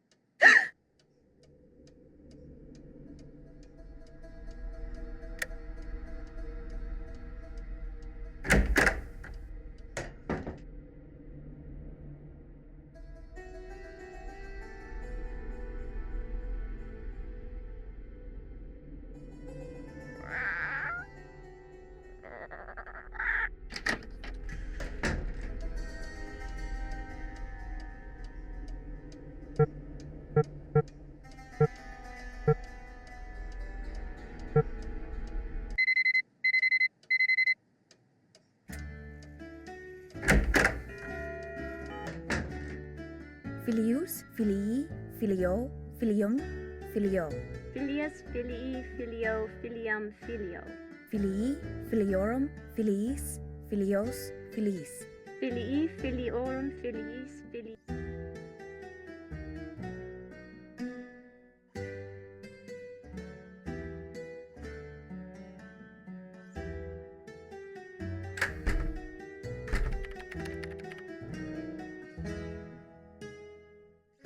Hello, Nancy. What do you think of Ethel Bosny? I think she's an odd lot, that one. She has no formal background in pedagogy or scholarship. I would be a much better influence on Jane were I her tutor, but Mrs. Drake insists on employing Ethel. Who is the man in the great hall with the gargoyle? That's Corbin Penvellyn, born in 1670 and died in 1741, I believe. He was Eleanor's grandson and spent his life in France. It was rumored that he secretly returned to Blackmoor to continue his grandmother's experiments in the mystical arts. Where can I find his coat of arms? I didn't realize you were so interested in Penvellyn history. I'd be happy to show you his coat of arms, but I'm in dire need of a typist. Perhaps, if you can help me out, I can find that which you seek. It's a deal. What do you want me to do? Perhaps first we should see how fast you type. This program will rate your speed. Just type the characters that appear on the screen. If you're good enough, I'll let you type up my memoirs, and then I'll let you see the coat of arms.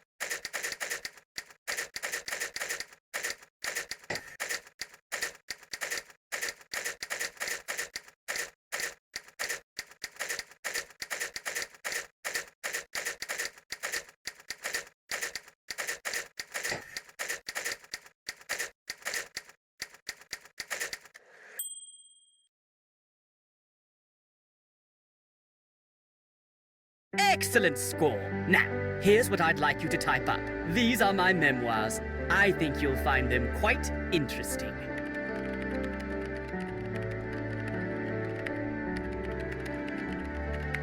These are the most boring memoirs I've ever read in my life.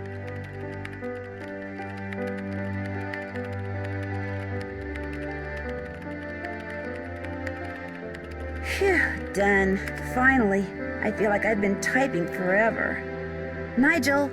Nigel!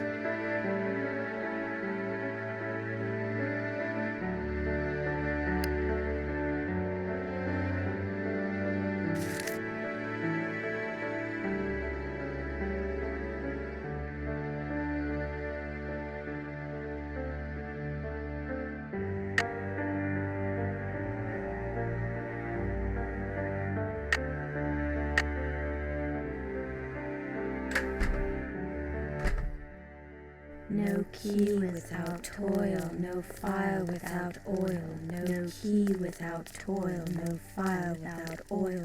No key without toil, no fire without oil. No key without toil, What are they no doing? fire without oil. Oh yeah, my actions ensure that my name will endure to the end.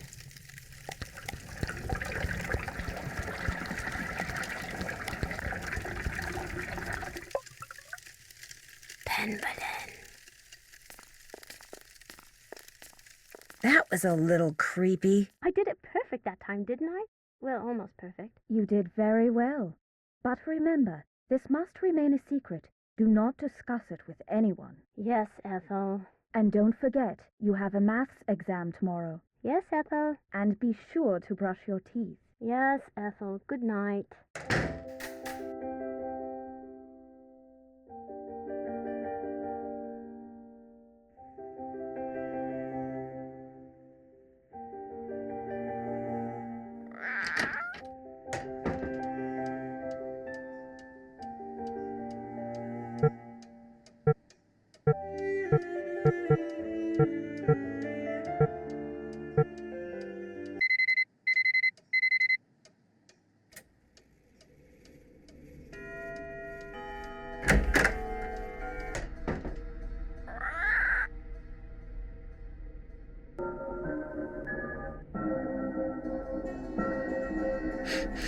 Smells like oil.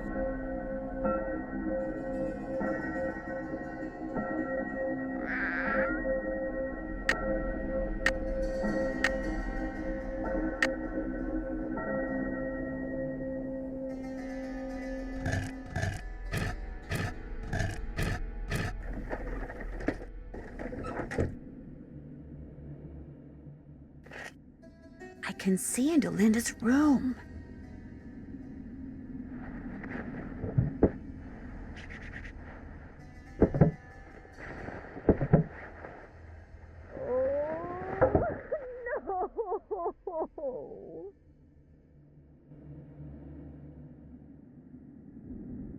Uh-oh.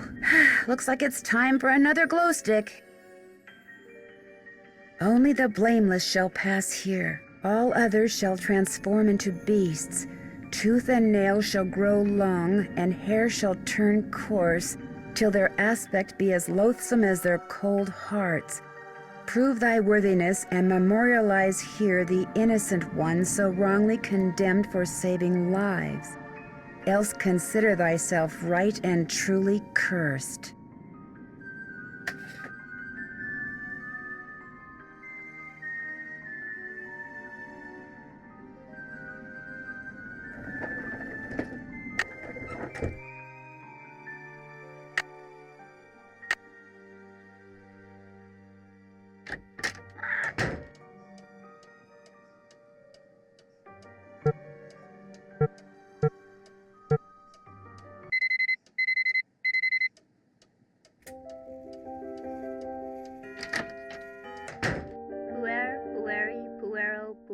Puero. What does puer mean? Puer means boy. Hi, Nancy. Could I get another glow stick? Yes, but you know the rule. First, we have to play another game. On your mark, get set, go!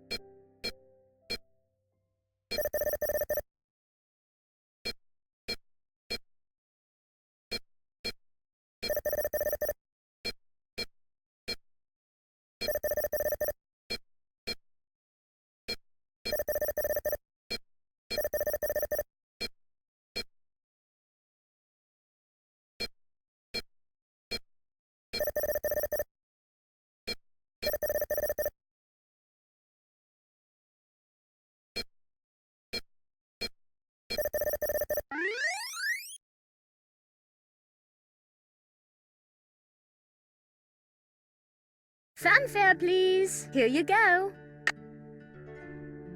Jane, I saw you and Ethel performing some kind of ritual. What were you doing? Huh? I don't know what you're talking about. You and Ethel were pouring oil or something down some kind of drain. Coo, you're a daft one. Imagine me and Ethel running around in the middle of the night pouring oil down drains. I didn't say anything about it taking place in the middle of the night. Well, isn't that when weird rituals usually take place? In the dead of night?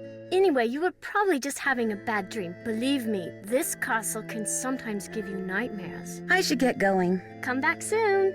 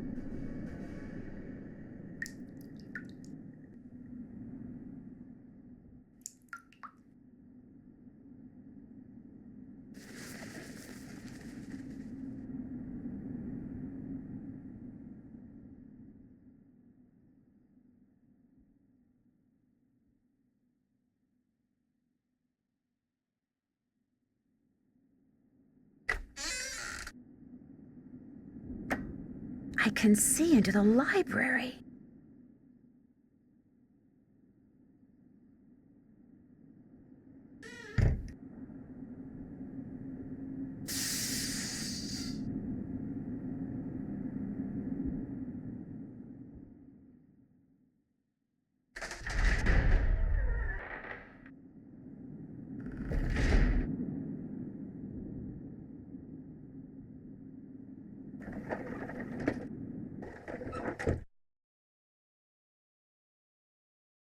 You're gonna need a bigger bowl. Molly in the stoop.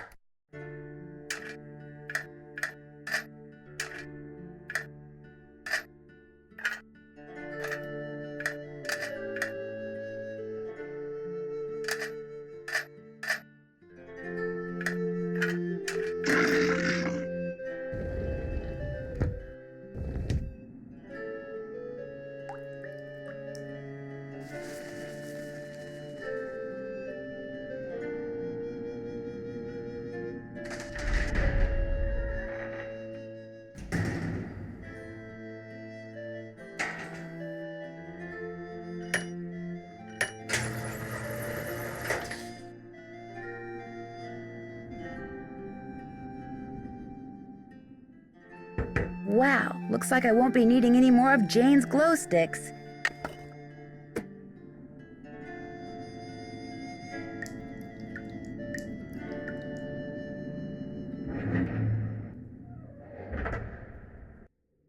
I'm at the bottom of the well.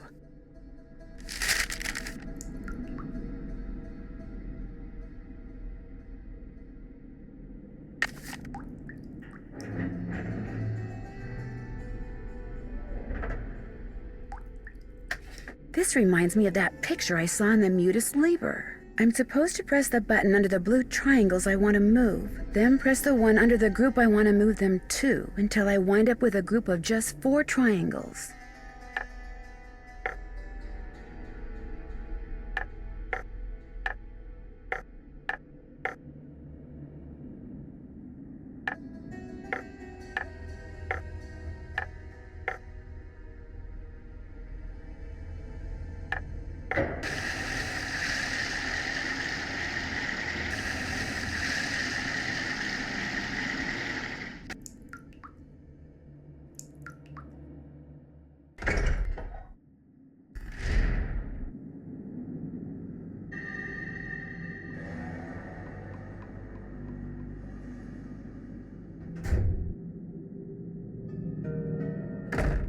Oh my gosh, the room is moving!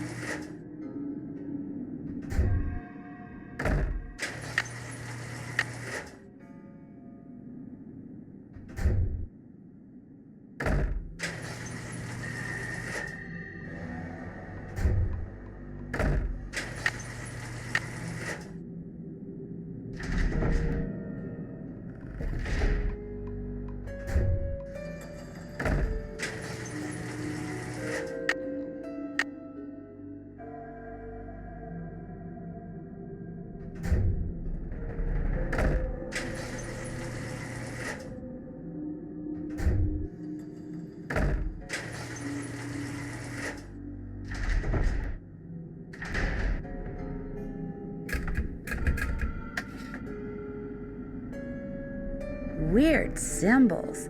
Maybe knowing what that snake symbol means will help me figure out what the others mean.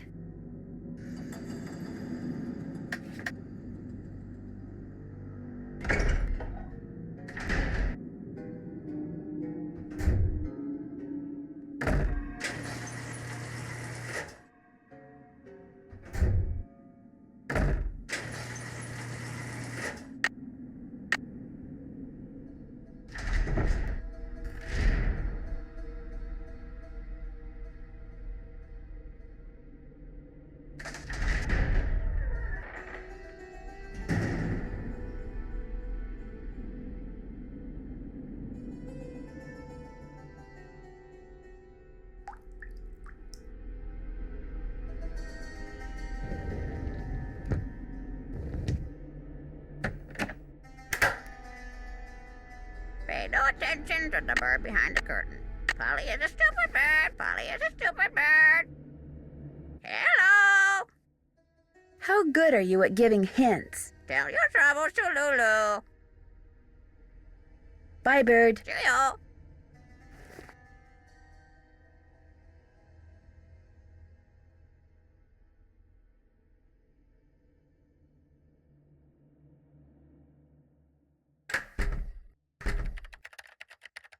Yes? Do you know what the symbol of a snake eating its tail signifies? The Ouroboros? It's a very old image and is usually associated with alchemy. You really do come up with the strangest questions, Nancy. I'll let you get back to your work. Tally-ho!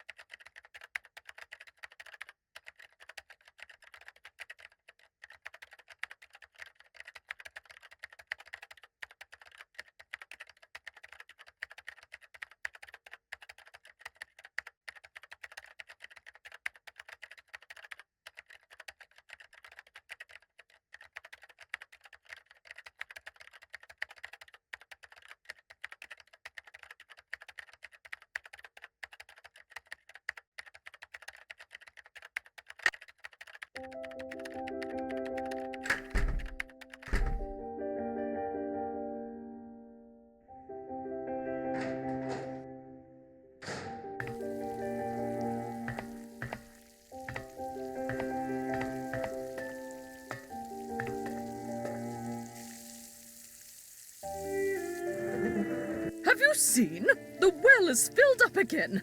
It's very curious, but quite wonderful. I think Ethel is trying to recruit Jane into some kind of secret society. Oh, for heaven's sake, child. Where did you ever get such nonsense? I saw Ethel and Jane performing this ritual in the Great Hall in the middle of the night. Poppycock! A ritual in the middle of the night? Young lady, I will not abide such wild stories. Imagine Ethel Bossany recruiting my grandniece into some kind of secret society. Next thing you'll be saying Linda has been cursed by some roving spirit, or that we have ghosts prowling about. Right. Well, I'm sorry for bothering you. The pleasure is all mine, child. Why, look! Another shoot! What a good philodendron you are! And how is my favorite Aurelia doing in its new pot?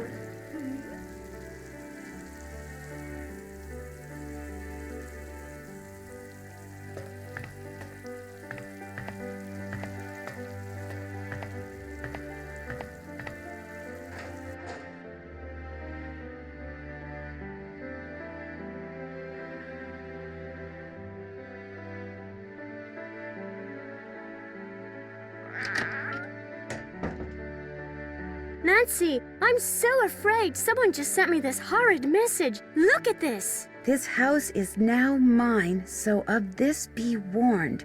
Thou hast angered me and shall soon be gone. Now look on the other side. That symbol is a rune. Right side up, it means protection like a shield. But there, it's upside down. It means I'm in danger. I wouldn't take this seriously, Jane. Someone in this house is up to no good, and I'm determined to find out who it is. Are you really? I mean, none of these weird things started happening until you came to Blackmoor. How do I know it's not you who's behind all this? I think you can trust me. I think not. I don't think I can trust anyone right now. I wish I'd never come back to this place. It's old and cold, and I hate it. And I just don't want to be here. I know you're upset, but please, you have to trust me. I'm on your side. I should get going. Bye.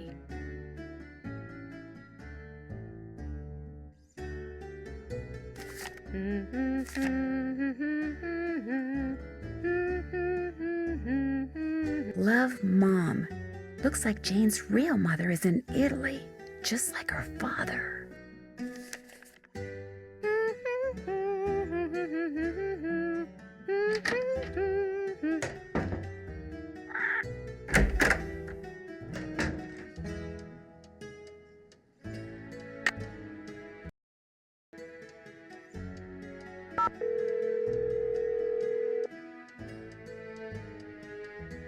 Hello? Hi, Ned. Hey, what's the latest? I discovered that Jane's father and her real mother are both in Rome right now. Do you think they rendezvoused there or something? Nah, it's probably just a coincidence. Coincidence? Right. I think Linda may be turning into the Beast of Blackmoor. The Beast of Blackmoor? In the 17th century, Linda Penvellyn was rumored to have turned her husband into some kind of creature for discovering something that he shouldn't have. She was later executed for witchcraft. Anyway, while I was looking into her room through this peephole, You were spying on her through a peephole? No, well, sort of. Okay, so maybe I was. But the point is, I got a glimpse of her hand, and it was all hairy. You're kidding me. Frankly, it was pretty shocking. And if the rest of her is anything like her hand, well, it's no wonder she won't let anyone see her. I'm sure there's a perfectly logical explanation. I have no idea what it could be, but I'm sure there is one. I'll talk to you soon. I'll be waiting.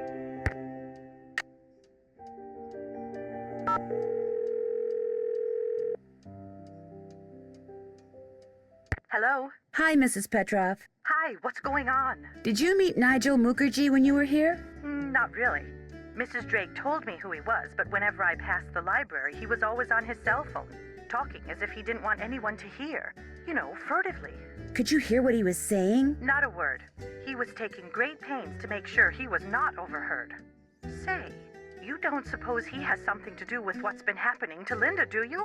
I'm not sure yet. I'm still, gathering facts. I'd forgotten all about him until just now. He was up to something. I don't know what, but he was up to something. Goodbye, Mrs. Petroff. Thanks, Nancy.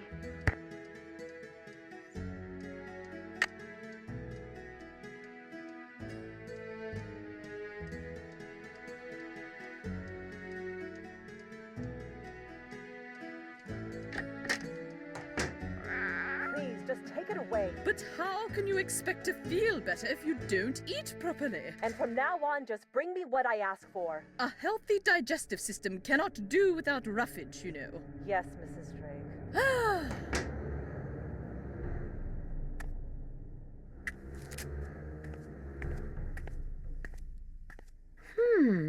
Interesting. Looks like some sort of charm.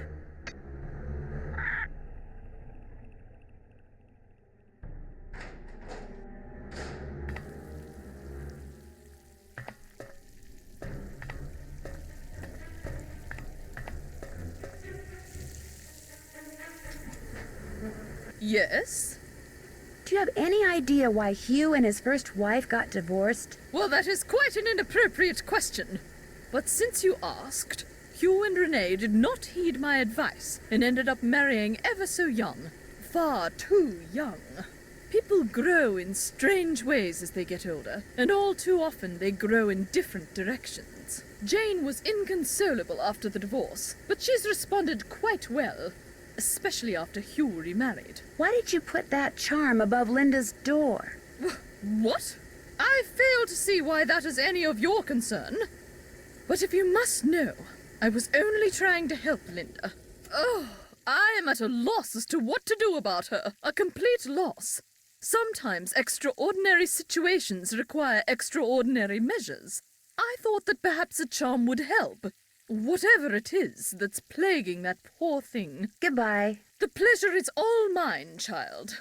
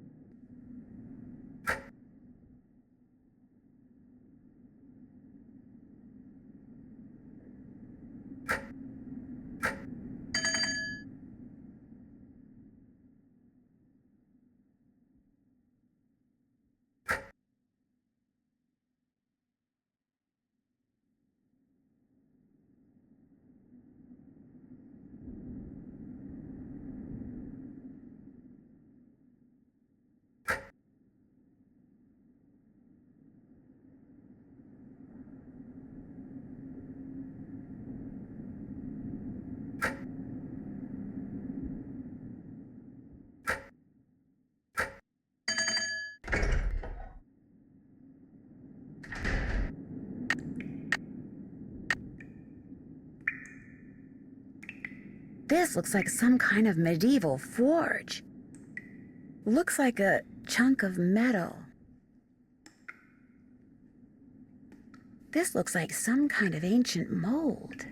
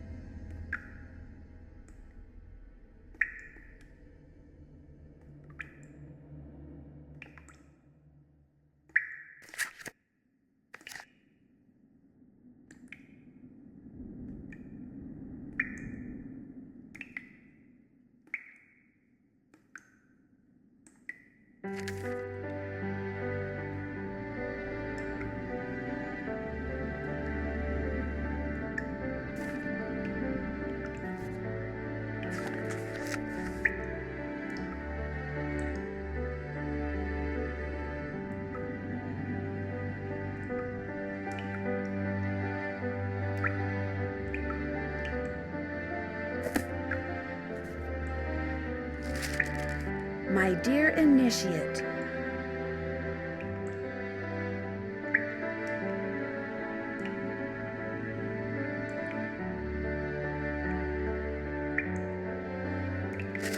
Penelope Penvellyn. Wow, this letter was written more than 200 years ago.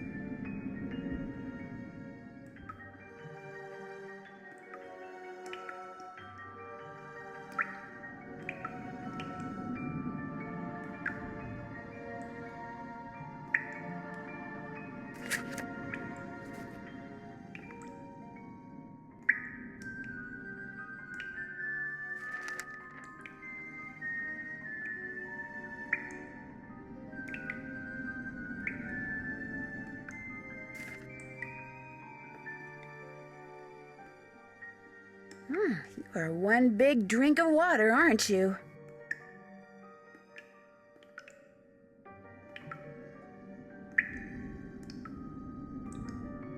A keyhole.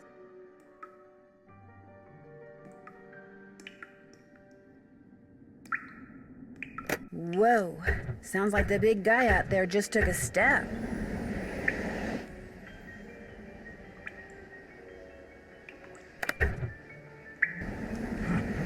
Looks like some winds are stronger than others.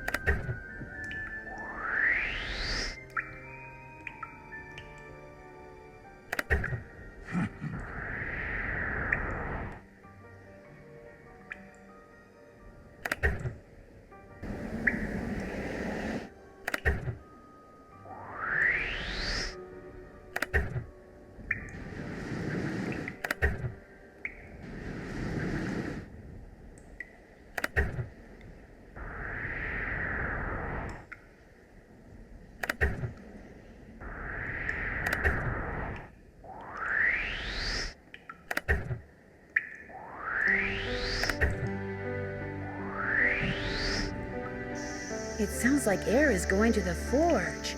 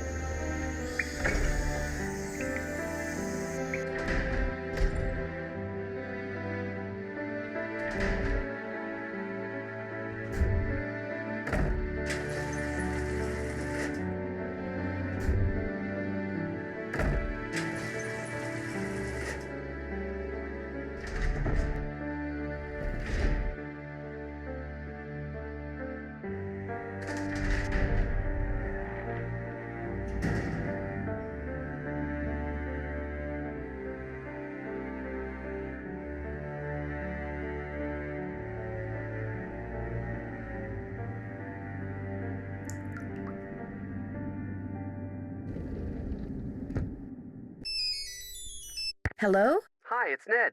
I've been dying to know how things are going there. What's the latest? Well, I've discovered some kind of medieval alchemy lab. Really? Where? Under the manor, and I mean way under the manor. In fact, I may be the only one in this place who knows about it.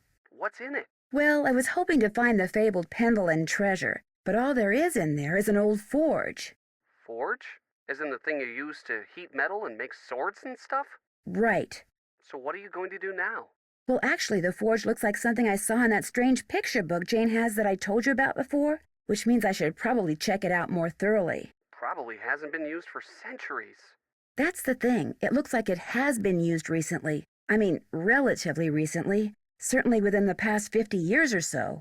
What would someone be using a forge to make in this day and age? There was also this big keyhole in the lab. What about a key? No key. Well, there you go. Maybe that's what has to be forged. The key that goes in that keyhole? That'd be my guess. I'll talk to you soon. Just be careful over there. Who's the pretty bird in the mirror?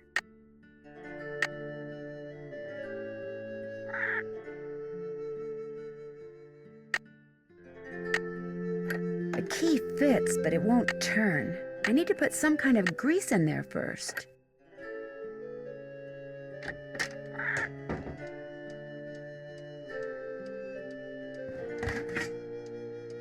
I can use my Johnny Rudder to grease up that lock outside Jane's room.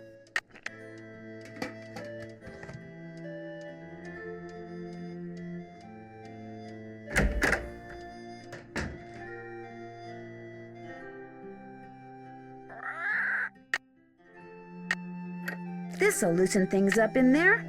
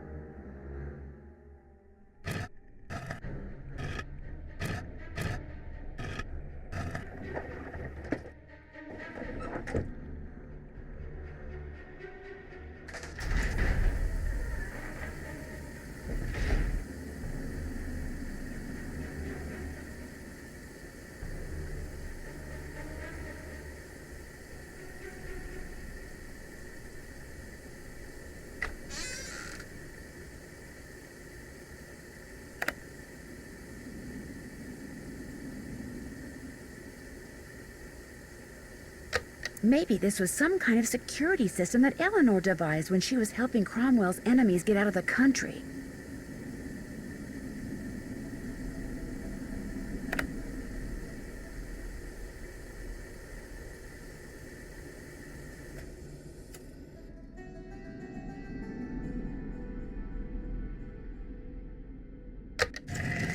Huh? The statue, it's moving! No!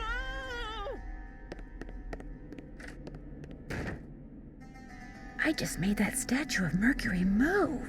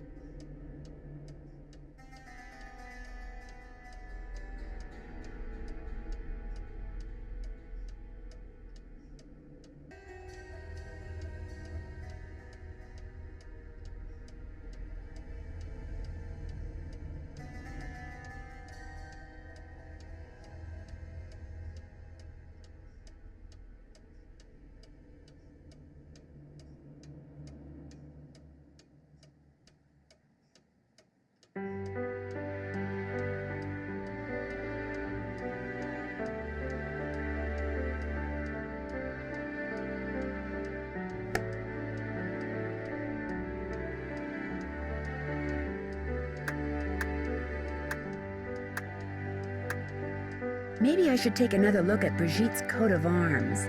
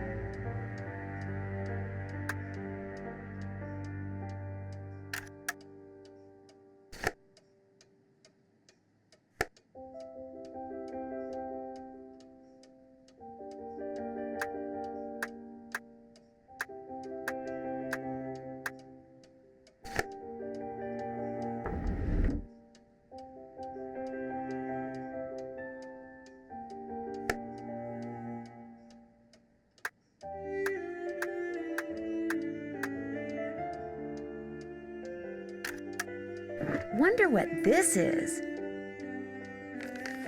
This lens is supposed to go into a telescope that sits on a tripod.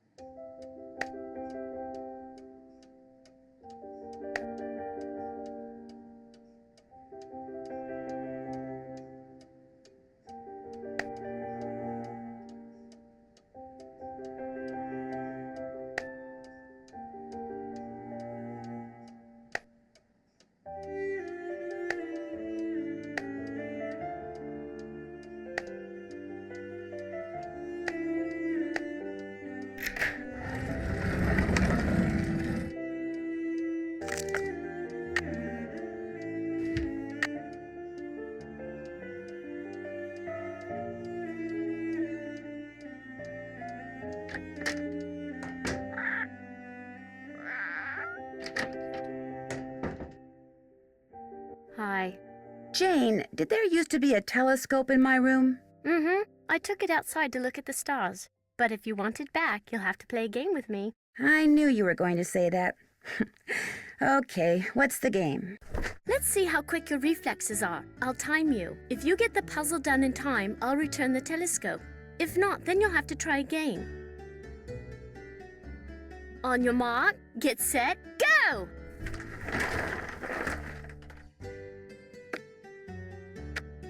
Five minutes.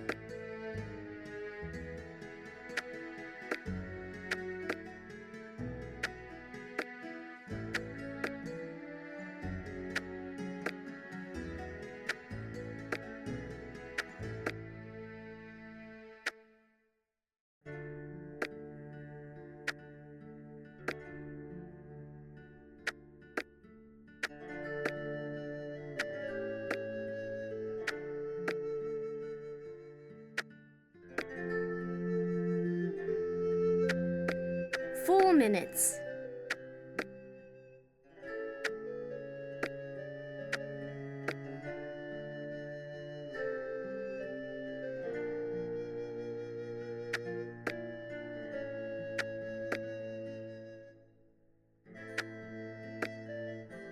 There. You won. Good show. I'll put the telescope back in your room first chance I get. I should get going. Bye.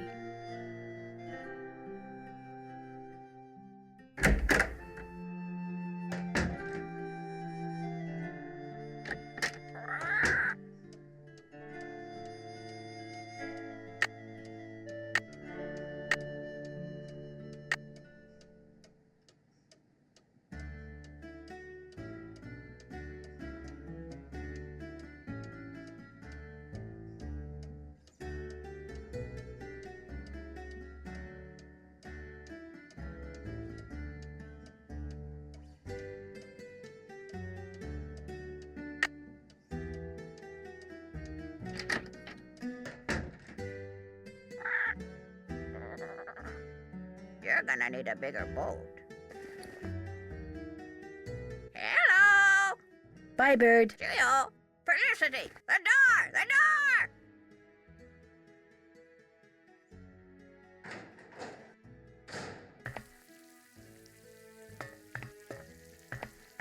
And how is my little purple tiger today?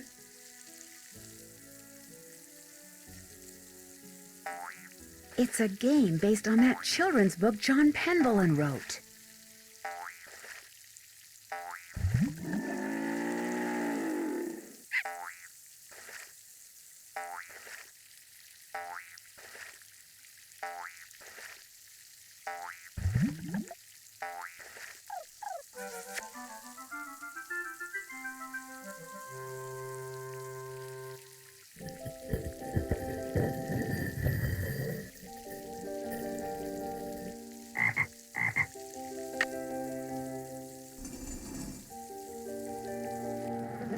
Yes?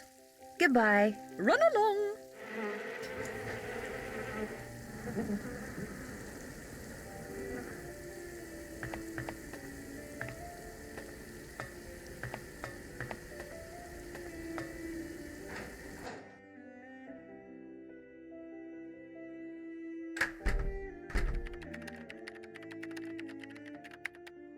Ah, there you are. I'm sorry to inform you that I shall soon be leaving Blackmoor. I just have a few things to take care of, and then I shall bid you adieu. Why? Where are you going? I have good reason to believe this place is genuinely haunted. There's no way I'm staying here 1 minute longer than I have to. Thankfully, I've finished most of my research and have enough to start my book. I'll let you get back to your work. Valet!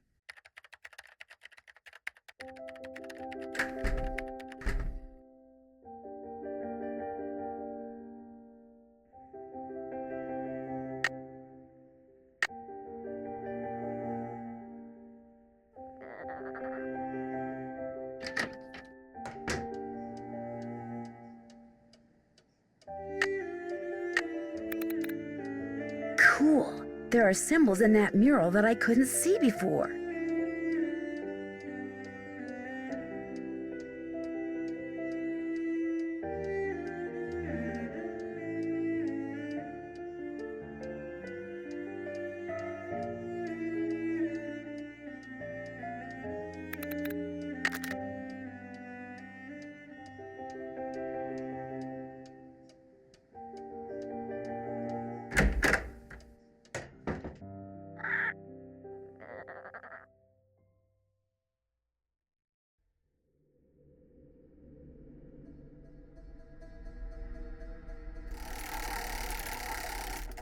It stopped working.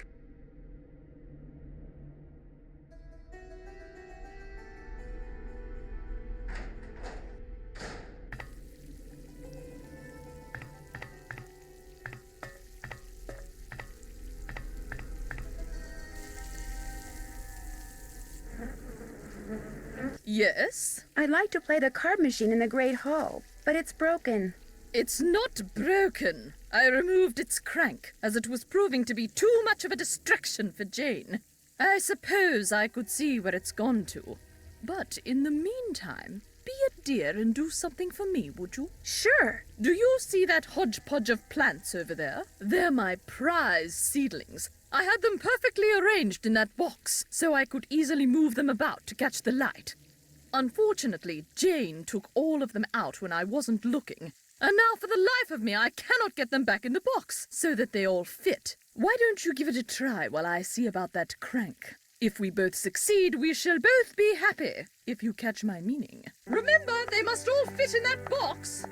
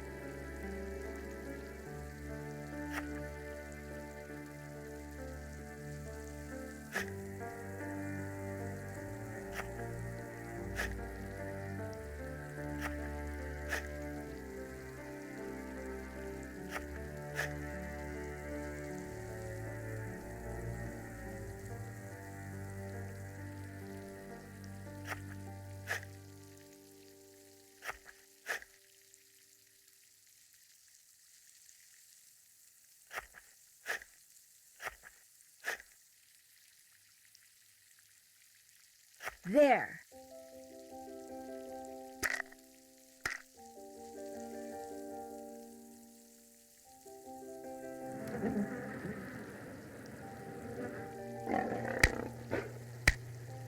Maybe I should try feeding it something.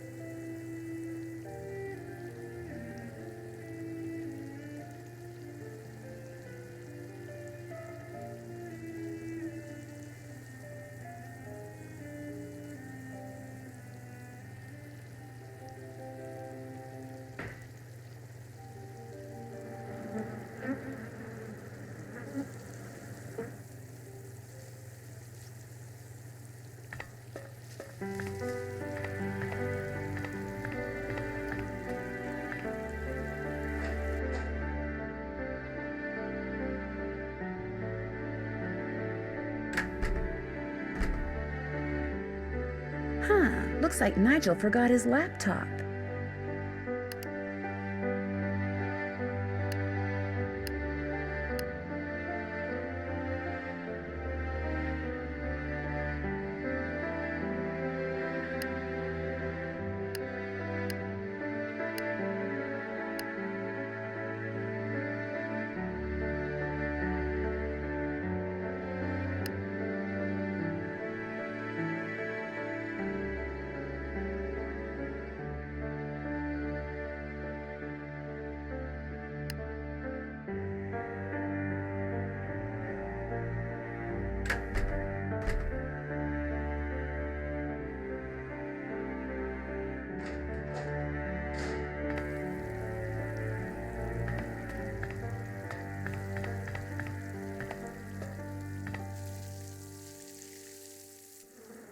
Yes? I managed to get all those seedlings back in the box. Wonderful.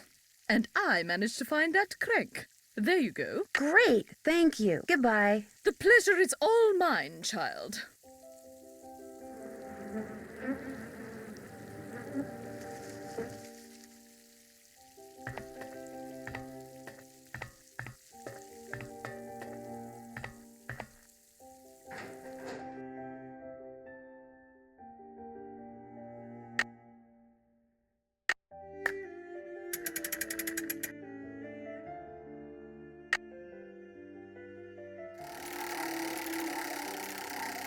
Those symbols look familiar.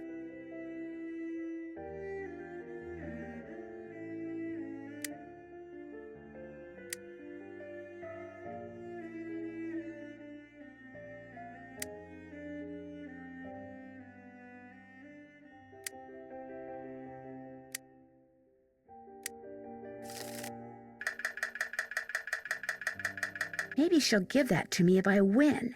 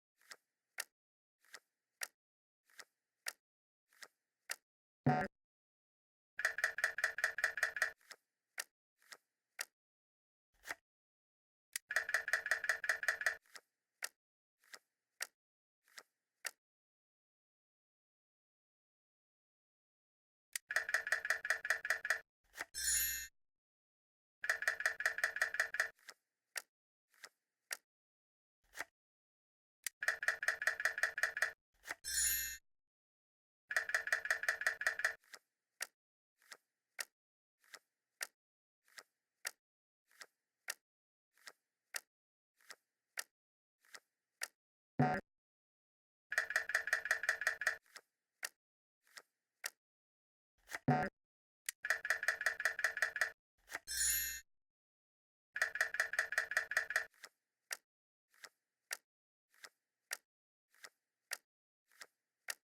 won! All right, Betty, pay up.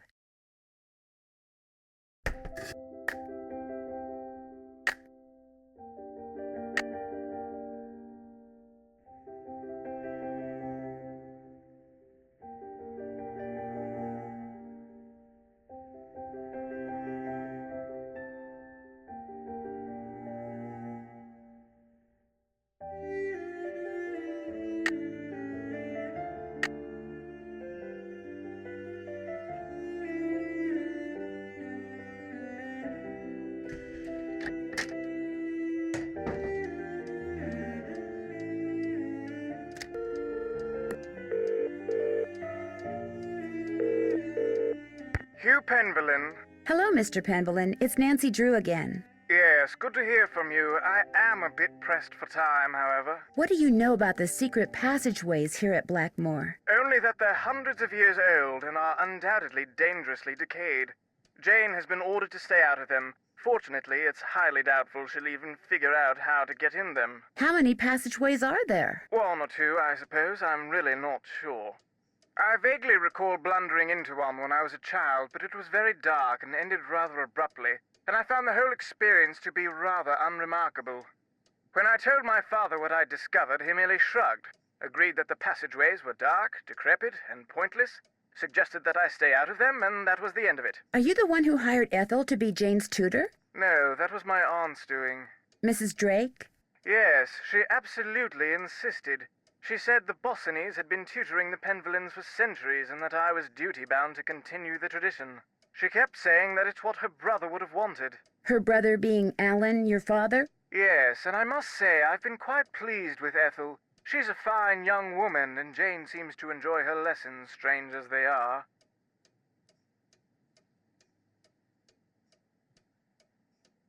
How long has she been Jane's tutor? Ever since we moved back here from the U.S. Jane probably wishes she were in school, like the one she attended in New York, but she doesn't complain, although I would if I were her. Why? Well, Ethel demands that Jane study history, obscure history, Penvellyn history. They discuss events that even I, as a direct descendant, find inconsequential, to say nothing of deadly dull. Who's Uncle Roger? That would be my ex-wife's brother. Is there something wrong with him? Other than the fact that he wears the most ill-fitting, worse-looking toupee that was ever created? No. Why?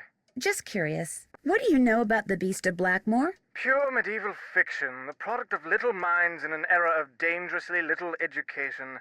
I have forbidden Ethel to so much as mention it to Jane. Where did you hear about it? The man doing research in the library, Nigel Mukherjee? Another of my aunt's ideas. The fact that the Penvellyns have never had a book written about them has been a perpetual source of social embarrassment for her. Do you know much about him? He was recommended by a friend, and he has assured us over and over that the book he publishes will cast only a positive light upon the Penvellyn name. Although, come to think of it, I never have seen the contract he agreed to sign, which was to put that promise in writing. Do you remember that guinea pig Jane used to have? Vaguely. As I recall, it spent most of its life hiding under the shoebox Jane had put in its cage. It was black, I think. Harmless fellow. Utterly useless, of course, but harmless. What happened to him? It passed away a year or two ago. I told Jane she was feeding him too much, but, well, at least the little bloke died happy. Did you know that Jane's mother is in Rome? Renee is in Rome too? I knew she was traveling, but she neglected to tell me her itinerary. Fortunately, it's a big city, but thank you for the warning. Anything else? It was nice talking to you. Wish I could be of more help.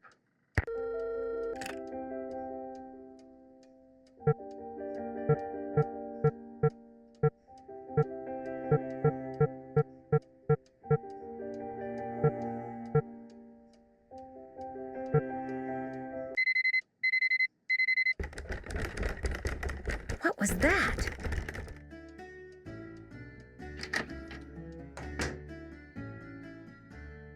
Scratch marks, like something was trying to get into my room.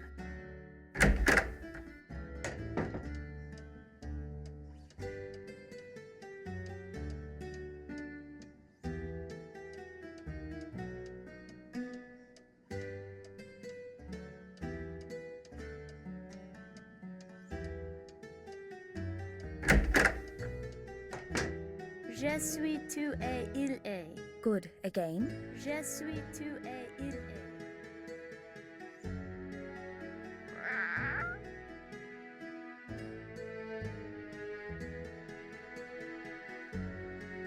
Looks like a piece is missing.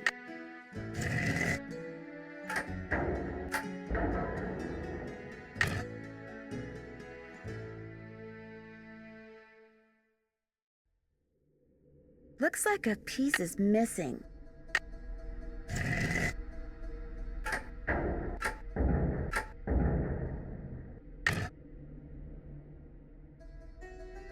I need something else for this.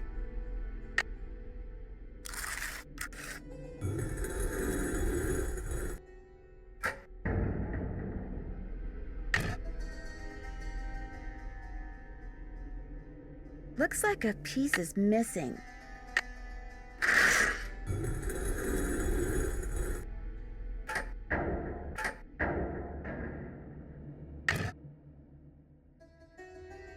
Looks like a piece is missing.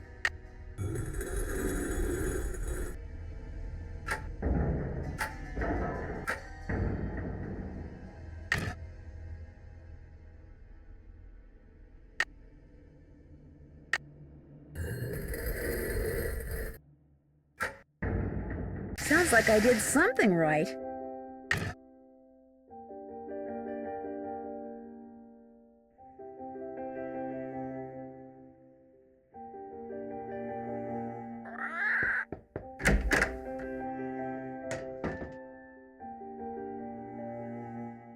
Linda, how are you doing? I've been hearing things.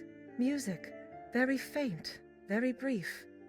Out of nowhere. Going nowhere.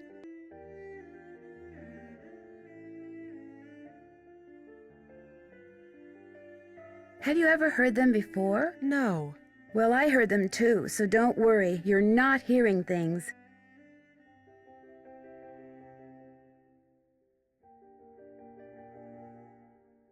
Does Jane have a pet guinea pig? Not that I know of.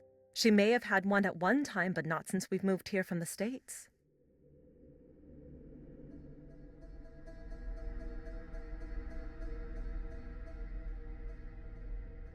Is there anything I can get for you? A well full of nice cold water sounds good.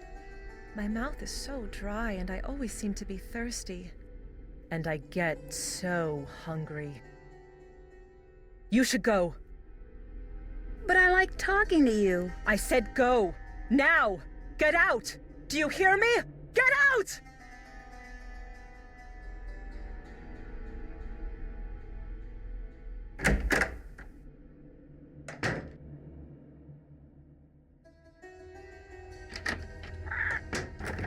What was that? Where'd this come from?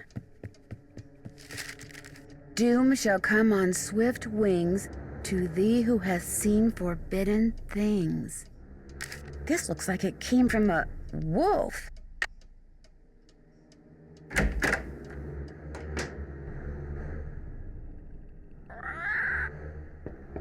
I'm afraid we're busy.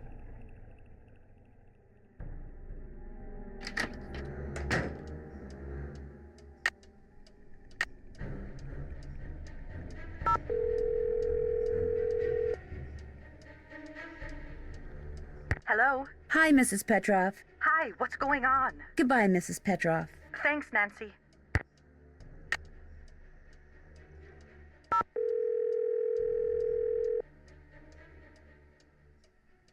Hello? Hi, Ned. Hey, what's the latest? I'll talk to you soon. I'm already looking forward to it.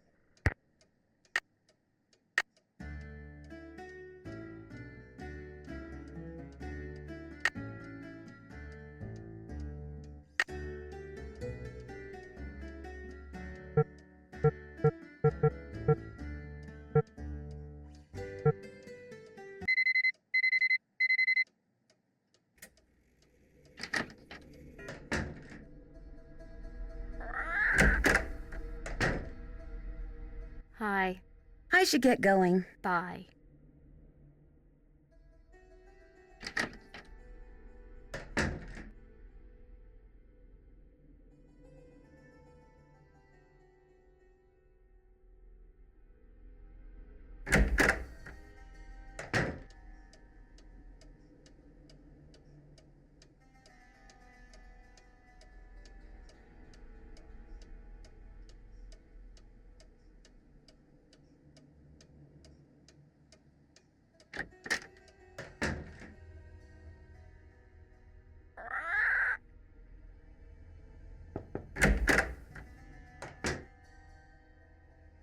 Yuck.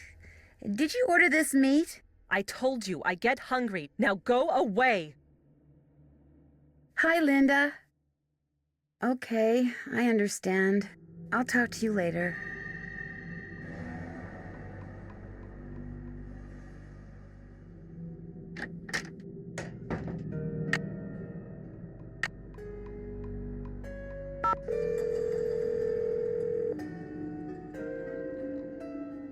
Hello? Hi, Mrs. Petrov. Hi, what's going on? Goodbye, Mrs. Petrov. Thanks, Nancy.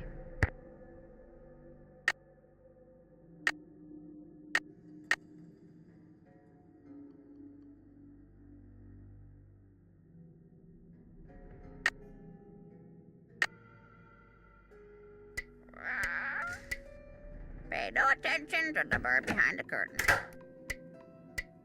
This wand probably works through magnets.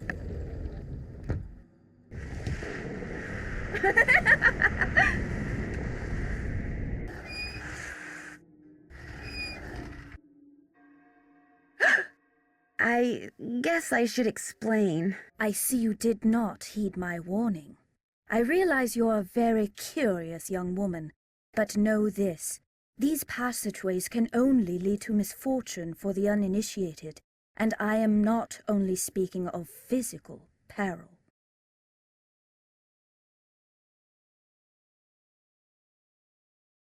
You seem to know an awful lot about these passageways. Why is that? Nancy, I know you're a good person and mean well, and I understand you feel compelled to discover what is happening to Linda. But I also have certain duties which may conflict with yours. I will not interfere as long as I am prohibited from doing so, but know that the instant I receive the word, you will no longer be welcomed in Blackmoor. Good day.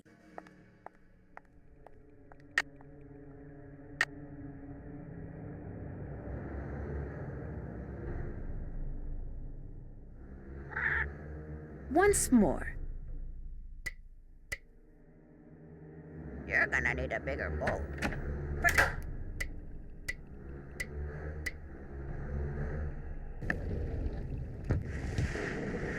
Whee!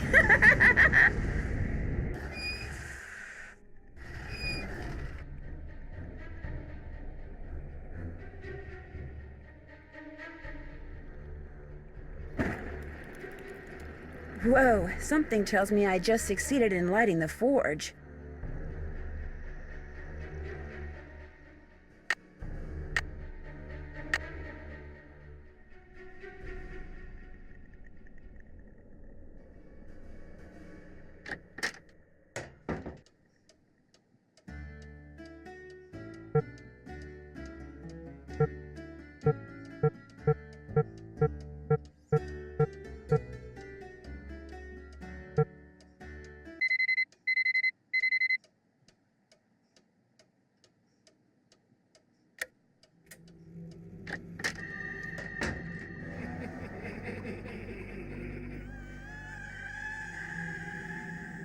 Who is that?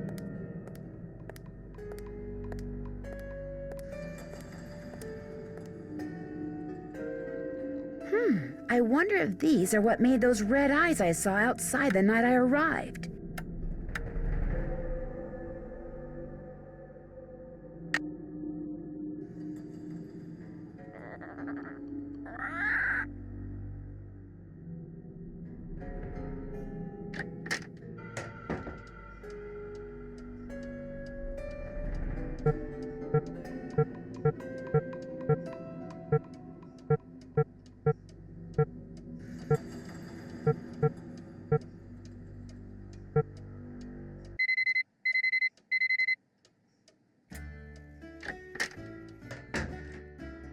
Very good. And now the plural? Pueri, puerorum, pueris, pueros, pueres. Hi. Have you ever seen these before? No, what are they? I was hoping you could tell me. I found them in the hallway. I've never seen those before in my life. I should get going. Bye.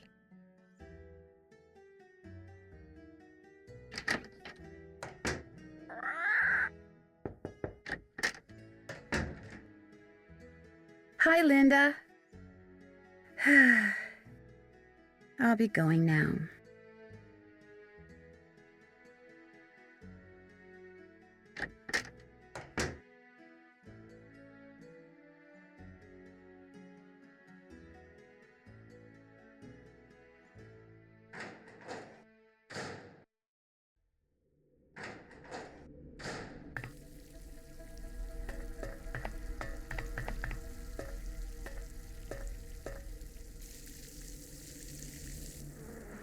Yes?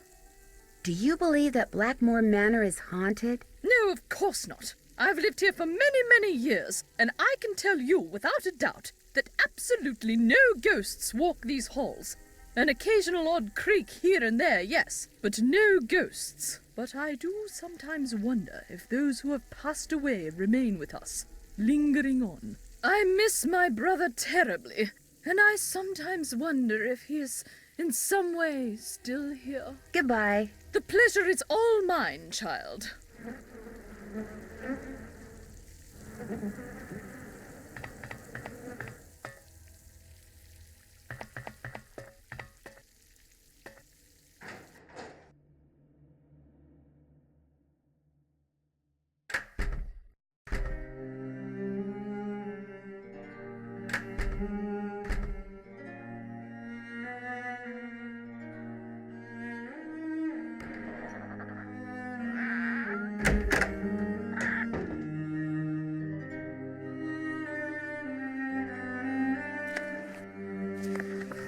I'll bet this book can help me figure out how to get that old forge going again.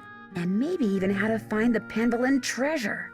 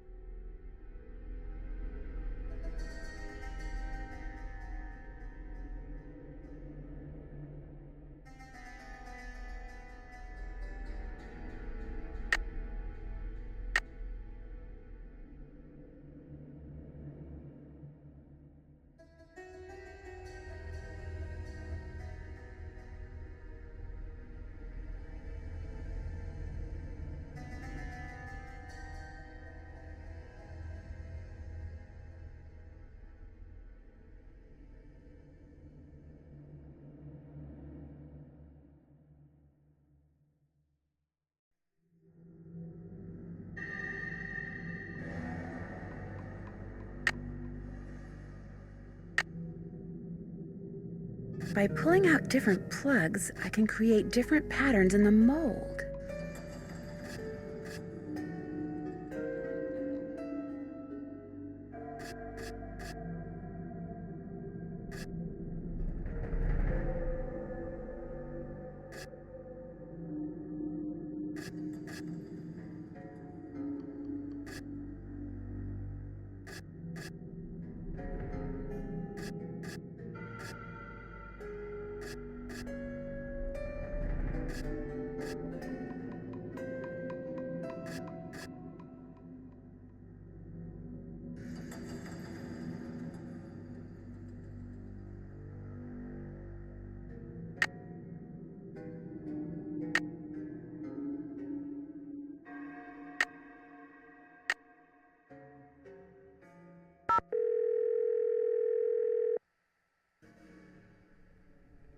This is Paliki. Hi, my name is Nancy Drew. Could I ask you some questions about lycanthropy? I'm sorry, I'm about to leave for a seminar, and I'm very busy. Besides, I've written 2 books and 12 articles on the subject. If you have questions, perhaps you should try reading one of them. It's just that your writing makes you sound so knowledgeable that I felt compelled to talk to you. Your attempt to win me over with flattery is as transparent as it is feeble. But it worked. What do you want to know? What do you consider to be the definitive signs that someone is turning into some kind of animal? Symptoms are relatively subtle. A dry mouth, a fatigue, impaired vision, and reduced blood flow to the skin. Is this person pale? Yes, but the really disturbing thing is, she won't let anyone see her. She just lies in bed all day behind this curtain. And at night, what does she do at night? I can't be sure, but I do know that I saw something outside the night I arrived, some kind of animal. And when I asked to see my friend, I was told she was unavailable. This sounds very promising. You don't really believe she's turning into some kind of creature, do you? Young lady, I believe the human mind is capable of far more than we can ever imagine. Pale skin, dry mouth, fatigue. The human mind is perfectly capable of causing the body to exhibit such symptoms, if it is so motivated. What would motivate someone to turn into an animal? Most lycanthropes are under a great deal of stress, due perhaps to the death of a loved one, marriage, divorce, a relocation, that sort of thing. They're emotionally vulnerable, which means they're particularly open to the power of suggestion. Someone suggests they become a lycanthrope? Not in so many words, of course. Somehow they get it in their head that they're destined to take another form. They see something, they read something, someone says something to them. Somehow they come to believe they're supposed to undergo a physical metamorphosis, and so, in their weakened psychological state, they do. Do you think seeing an ancient curse would be enough to send someone, over the lycanthropic edge? Absolutely. Of course, a person cannot morph into XYZ if that person has no idea what XYZ is. She has to have some prior knowledge of the creature she thinks she has been condemned to become. A book, a website, a movie, a play, a casual anecdote, any number of things could provide her subconscious brain with clues as to how she is to look, feel, and behave in her altered form.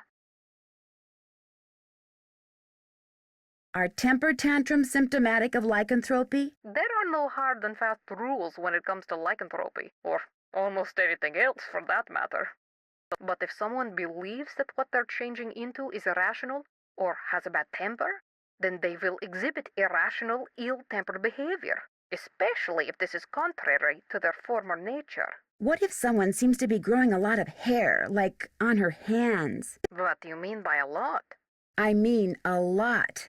Well, to tell you the truth, psychosomatic hair growth is extremely unusual. In fact, as far as I know, it's unheard of.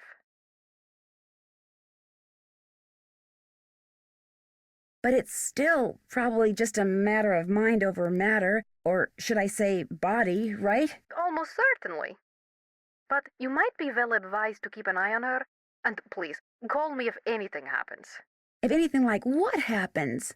You'll know, Miss Drew. You'll know. Thanks for your time. You're welcome.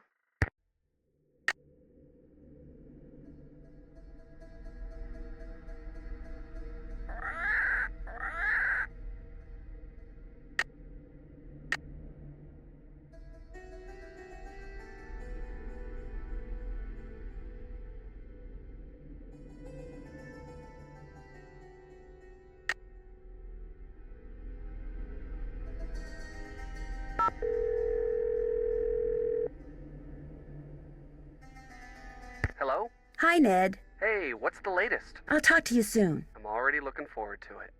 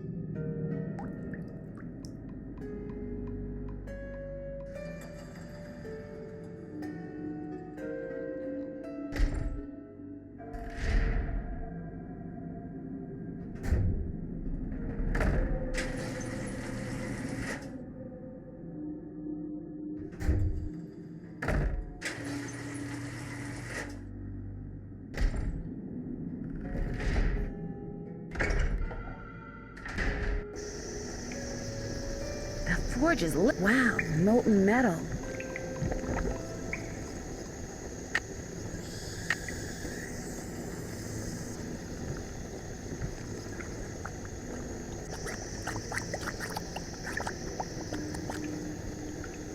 There, that looks right.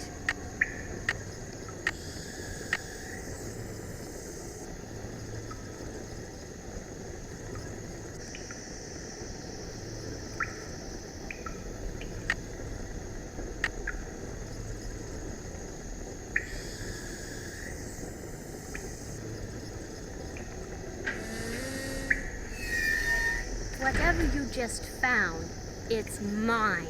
I'm the Penvellyn, not you. Besides, I would have found it before you did if I didn't have to sit there all day learning all that other silly rubbish. What is that? That is the Penvellyn treasure. A rock? 600 years of secrets and mystery and puzzles, all because of a stupid rock? No way. There must be something under it. No, don't touch it! Help! Nancy, help me! It's pitch black in here. I can't see anything. Get me out of here, please! I'm sorry I was mean to you before. I'm sorry for everything. Do I detect a guilty conscience? It's my fault Linda's sick. I mean, she's not really sick. I just made her think she is. I left that curse in her room and gave her allergy pills and put her medicine in a moisturizer. You made her think that she's changing into the Beast of Blackmoor, didn't you? I just wanted to go away. I just wanted to be Daddy and me and Mommy, my real Mommy. Please don't make me talk anymore, Nancy. There's no air in here. I can't breathe. I've got to figure out a way to get that box off of her fast.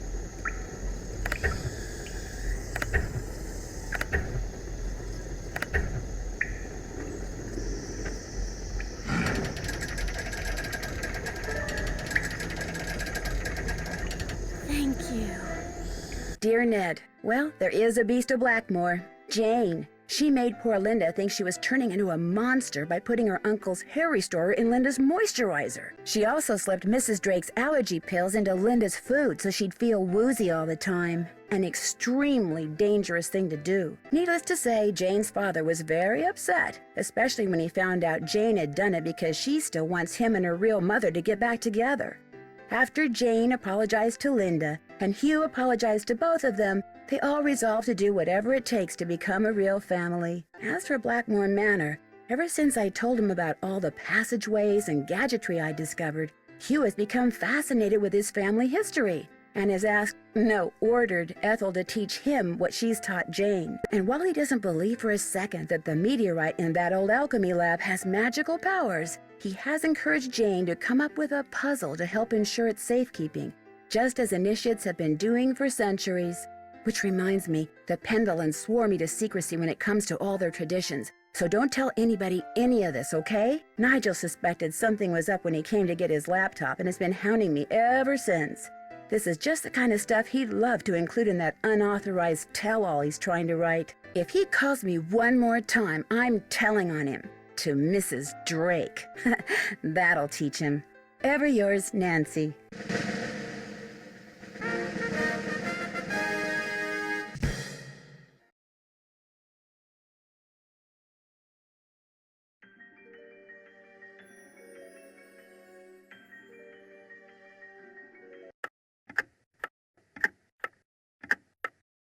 The year is 1930, and everything is on the rise. Unemployment, government breadlines, and organized crime. In the midst of it all, a heroine is born. Armed with only a flashlight, a blue roadster, and a spirited resourcefulness, a 16-year-old detective will go on to inspire hope in the hearts of young girls and kisses upon the lips of evildoers everywhere. Her name? Nancy Drew.